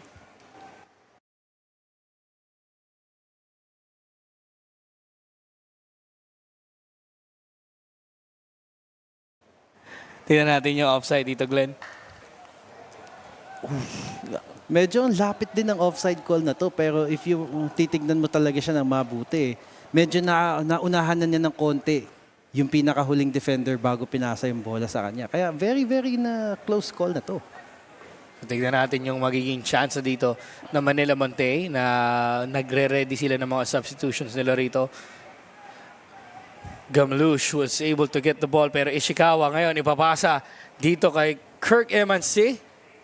Ishikawa na naman. Save ulit para kay Mark James Jones. Kirk Emansi ang may dala ng bola para sa Mendiola FC 1991. Talagang kakapasok lang ni Mark James Jones dito. Talagang na-test na talaga siya. Although they've conceded yung number of goals na yun pagpasok niya, still, pinapakita pa rin nila na laban lang tayo. Laban lang tayo kontra Mendiola FC 1991. And ngayong dumadami na nga yung number of shots ni Mendiola sa kanila. Yung dribble ni Abalos, lumusot sa defender. Kaso yung shot niya, diretso lang din dito kay Mark James Jones. Magkakaroon ng substitution dito para sa Manila Monte. Si Renante Bangi papasok para kay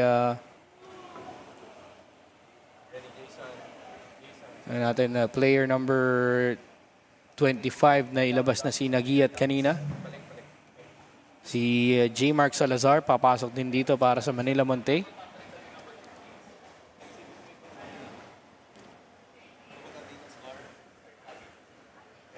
So J. Mark Salazar, papalitan si Sherwin. Tignan natin ulit yung chance dito na Mendiola FC 1991.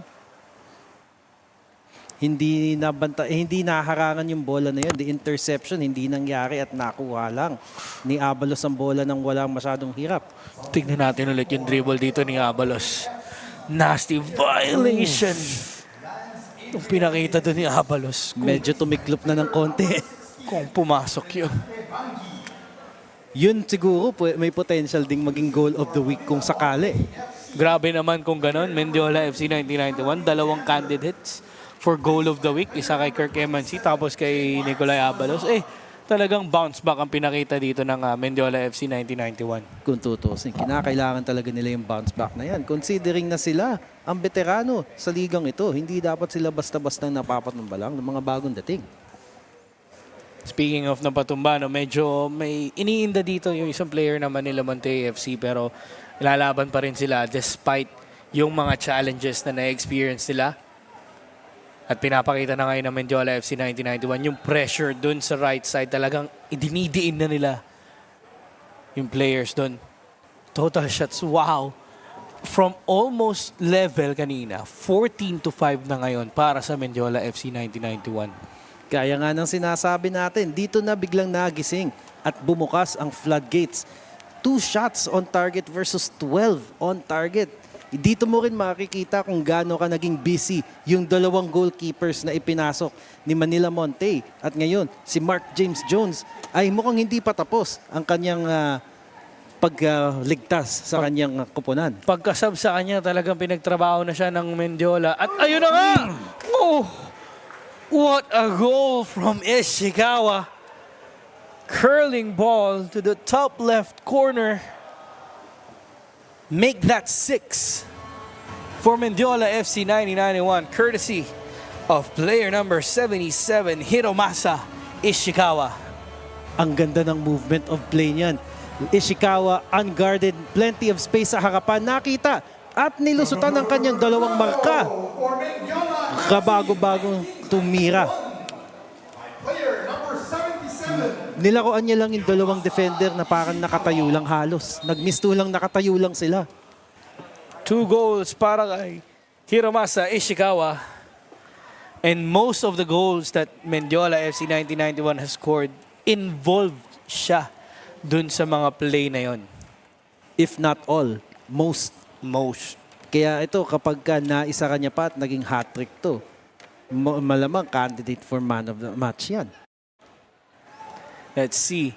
We still have about 12 minutes remaining para ma-determine kung sino ang ating man of the match for the winning side. Maibabalik na naman ng Mendiola FC 1991 ang bola sa kanila.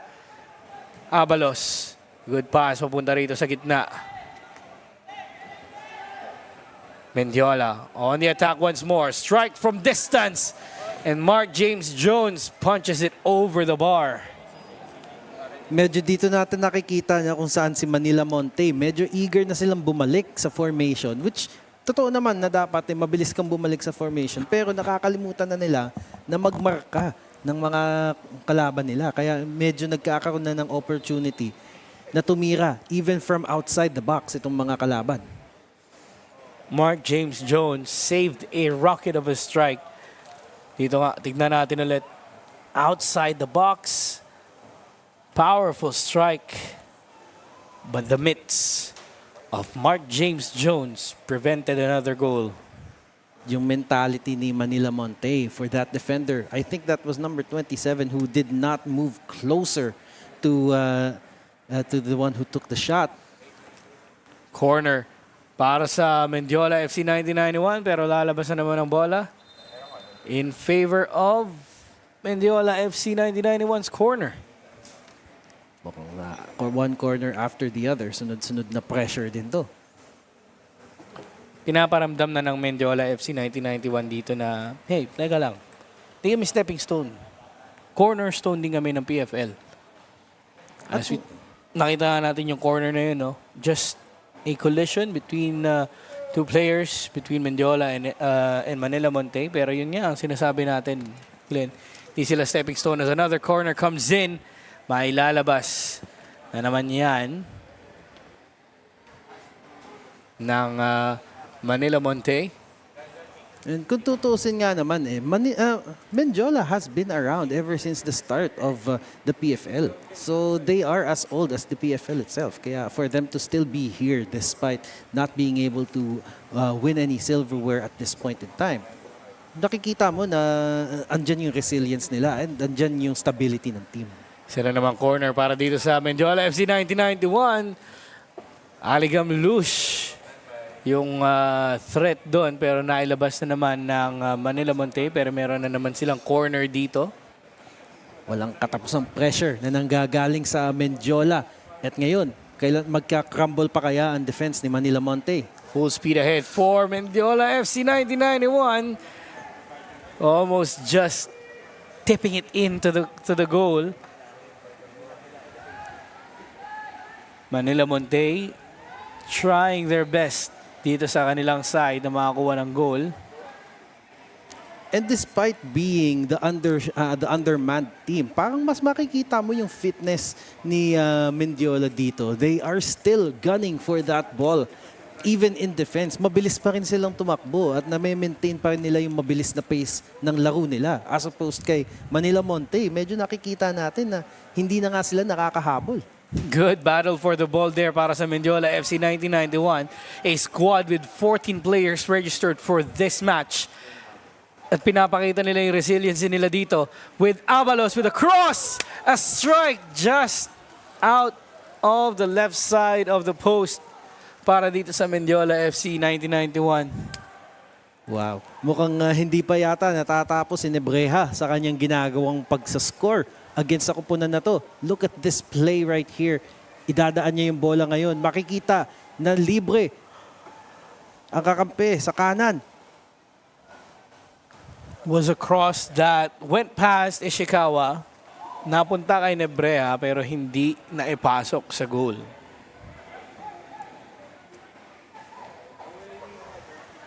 Medyo napapatambay na nga ngayon.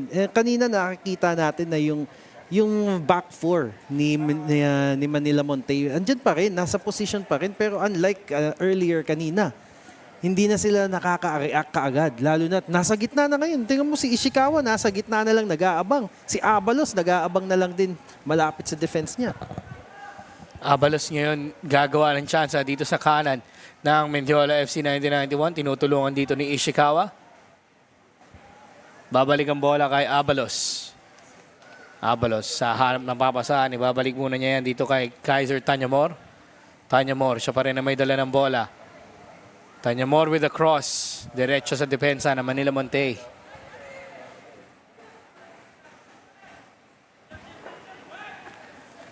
About 6 minutes and some seconds remaining in this match between Manila Montet at merong chance dito sa kaliwa with Gans. Antipuesto. Pass towards the right side pero sumobra yung pasa. Cross. Papasok, ilalabas naman ng Mendiola FC 1991.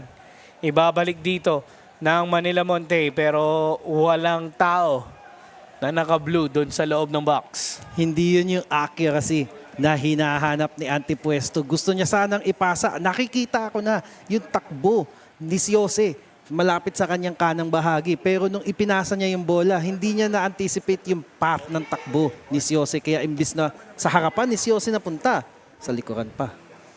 Yun yung hinahanap nilang connection kanina pa. Na medyo nakaka-frustrate na rin para sa kanilang side kasi ang dami ng chance na dumadaan papunta kay Ivor Jose na hindi nila maikonekta ng maayos.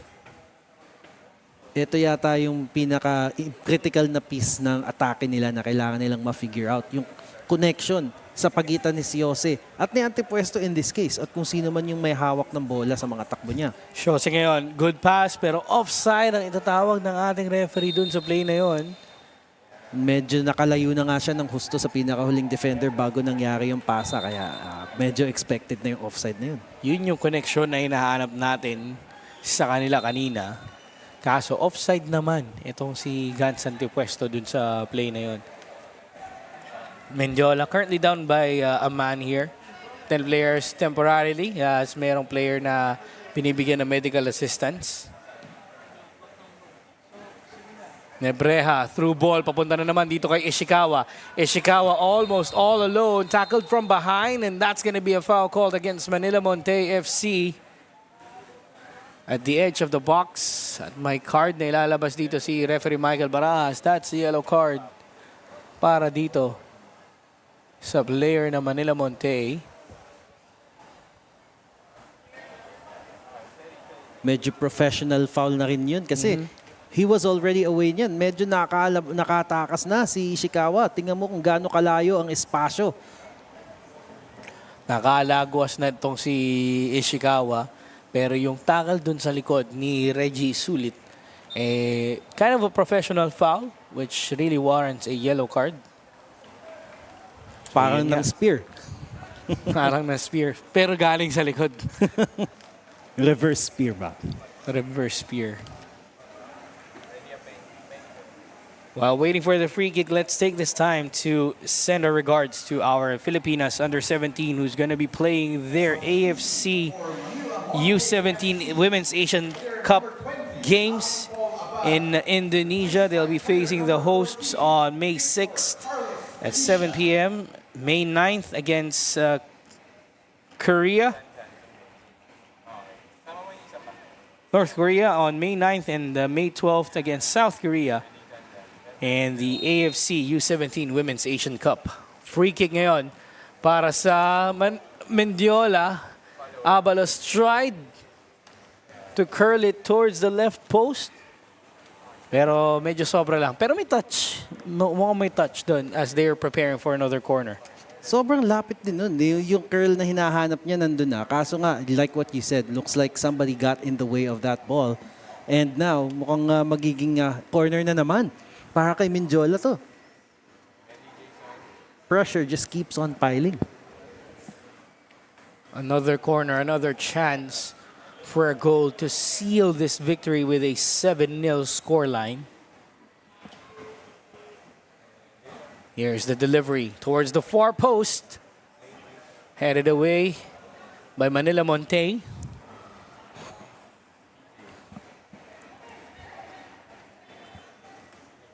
Throw in ngayon para sa Mendiola FC 1991. Good dribbling dito para kay Nicolay Abalos. They could take their time. Dave Deloso battling for that ball against, I believe, one of his former teammates. Lipat naman ngayon ng laro sa may kaliwang bahagi. Kaya ang makikita yung intention ni Mendiola na talagang they're not taking this too quickly. Well, sobrang nakaka-impress dito, Glenn, na Mendiola FC 1991, despite having 14 players registered for today, lamang sila with 6 goals against Manila Montet. At hindi nila hahayaan na makascore yan unless Jose will get to his strides. Jose with a cross. Naghahanap ng papasahan sa loob. Akot, through ball. Pass inside. It's a pass. It's a shot. Only Lance will tell. Or if that was Lance. Kaibigan mo naman pwede mo tanungin. Hindi. Hindi naman nata si Lance yun. Let's take a look at it again. That was the through ball. Pero napalakas yung pasa. So less than a minute in regular time. At mukhang nagre-relax na tong Mendiola FC 1991. Why won't you? 6-goal advantage over Manila Montet FC. And what a way to make a statement of a bounce back dito sa ating liga. Well, just like what Nina said, they wanted to get the results in style, and it could not be any more stylish than this. 6-0. And there's still time for one more if they want to, as our fourth official brandishes to 4 minutes of stoppage time. Additional time, 4 minutes. Mahaba-haba pa yan. Pwede ka pang makahatak ng isa or makadagdag ng isa. Tingnan natin kung ano mangyayari dito sa laro. It's all about pride right now for Manila Montet. Offside itong si Ishikawa. One of the rare times na mahuhuling offside si Ishikawa. Medyo may konting pagkakagulo dun. May konting commotion. Pero eto na, Manila Montet. Sila naman ang susubok dito sa kanan. Gans antipuesto. Through ball for Jose.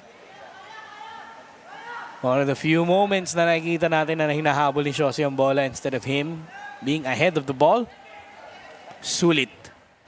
Ibababa dito. Pass to the right side para dito kay Akot. That's Marcus Akot. And the cross. The header out. Mapupunta ang bola dito kay Gamlush. Ibibigay niya dito kay Abalos. Deloso's chasing for the ball pero mawawala na ng spasyo itong si Abalos para mag-dribble ng bola. Medyo desperation time coming from Manila Montet dito with plenty of balls na nanggagaling sa itaas. Kasi nakikita nila na hindi nila mailusot sa gitna or on the ground yung bola.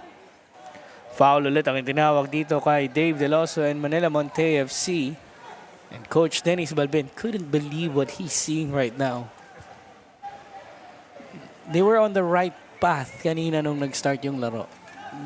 Nandun yung trajectory nila on course for a possible upset against Mendiola FC 1991. But mas malalim ang tangke ng Mendiola FC 1991 despite having 14 players in their squad right now. Kung tutuusin, they only have 14 players. Kaya nga usually kapag ganyan ang disadvantage mo, fitness issue yan dahil matutulak mo lahat ng players mo, nasagadin ang kanilang kargada. Pero in this case, Manila Montet yata ang medyo kinakaladkad ng sarili para lang makaabot dito sa dulo. Baga sagad na yung tangke nila. Itong Mendiola FC 1991, kalahati na nga lang, pero kalahati pa din. Ishikawa, great dribble. Mark James Jones with the save. Isa pa ulit para sa Mendiola.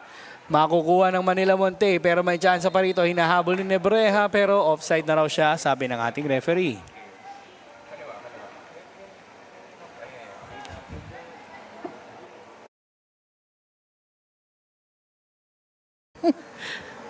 Manila Montet ngayon, ang may dala ng bola. It's about salvaging their pride to just possibly score a goal. At itong si Jose ang may dala ng bola. Through ball para dito kay Antipuesto. Gans Antipuesto nakawa ng bola na naman. Dito.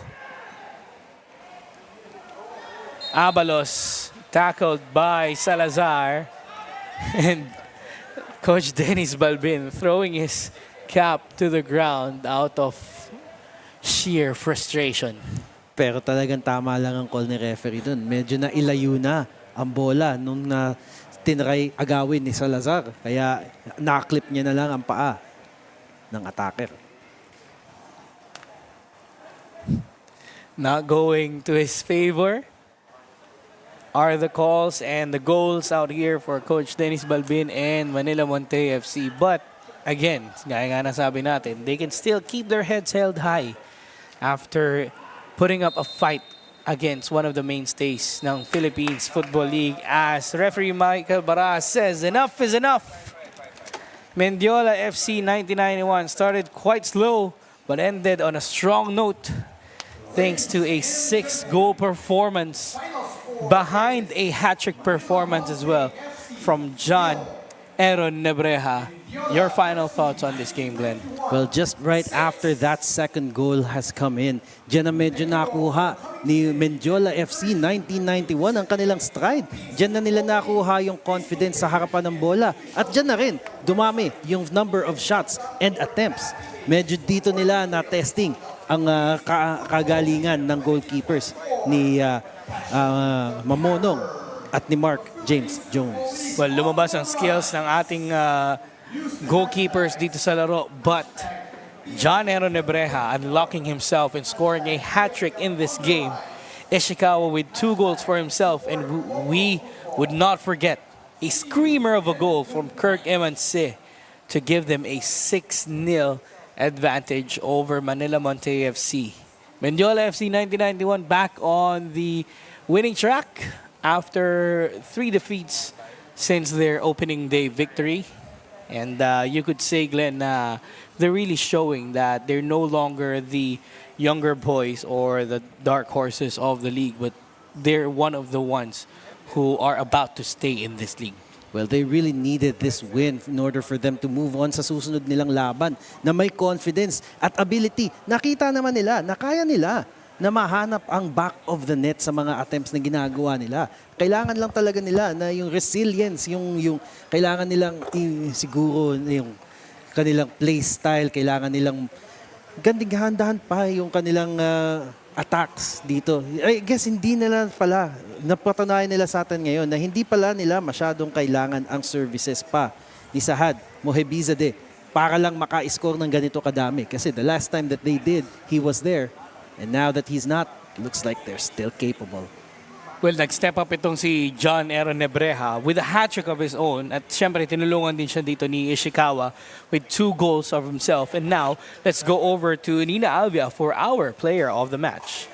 Here with me is the moment man of the match, Carlos Nebreja. Congratulations. You guys dominated with 6-0, grabe. So now that you guys have dominated and you're a large part in it, what mindset did Coach Niboy expect from you, even if you guys lack players?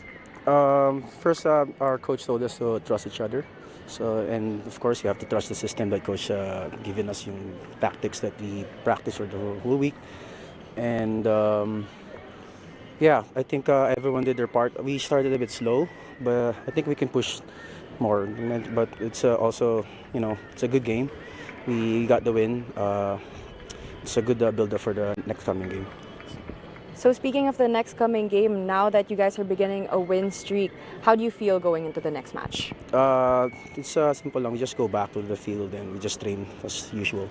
So this is a good game. We cherish it. Good job. But of course, we have to go back to the drawing board, work again. Have to wait for other. You notice most of our teammates are not here, so we make use of what we have. So far we confident naman. Our coach is confident naman. Of course, we trust each other as a team. Our teammates did really good. Everyone did their part, and of course, yung instructions of the coaches we follow. Is there anyone you want to greet or thank? Of course, I want to thank God. Tapos thank my family, of course, the coaches, and of course my teammates. Because kumbaga cherry on top lang yung sa akin, the dirty work, the whole grind galing sa kanila, as you can see it. And of course, have to greet our manager Ryan De La Cruz. It's his birthday today. So thank you. Thank you again and congratulations. Back to you. Thank you so much, Nina. That was our player of the match, John Aaron Nebreja, at the back of a hat-trick performance and 6-0 for Mendiola FC 1991. It was a pleasure calling this game, but, football doesn't end today. We still have 3 matches tomorrow. We have UCFC going up against Don Bosco Garelli in the first match here at the Rizal Memorial Stadium, followed by One Taguig FC versus Stallion Laguna FC, and then Maharlika FC going up against the Philippine Air Force FC, and in Iloilo, in Campo Paulino Alcantara, Kaya FC Iloilo defending their home turf against Dynamic Herb Cebu FC. From everyone here, the broadcast panel, as well as my colleague Glenn Casas, this is Jamer De La Cruz. Thank you all for catching this special serving of the Philippines Football League, PFL, on the rise. People always try to put me down on the ground, but I always be jealous because I'm the right in their mind. In their minds, screw up with me, boy. Don't go crying in their minds. Come on, every boy, there's a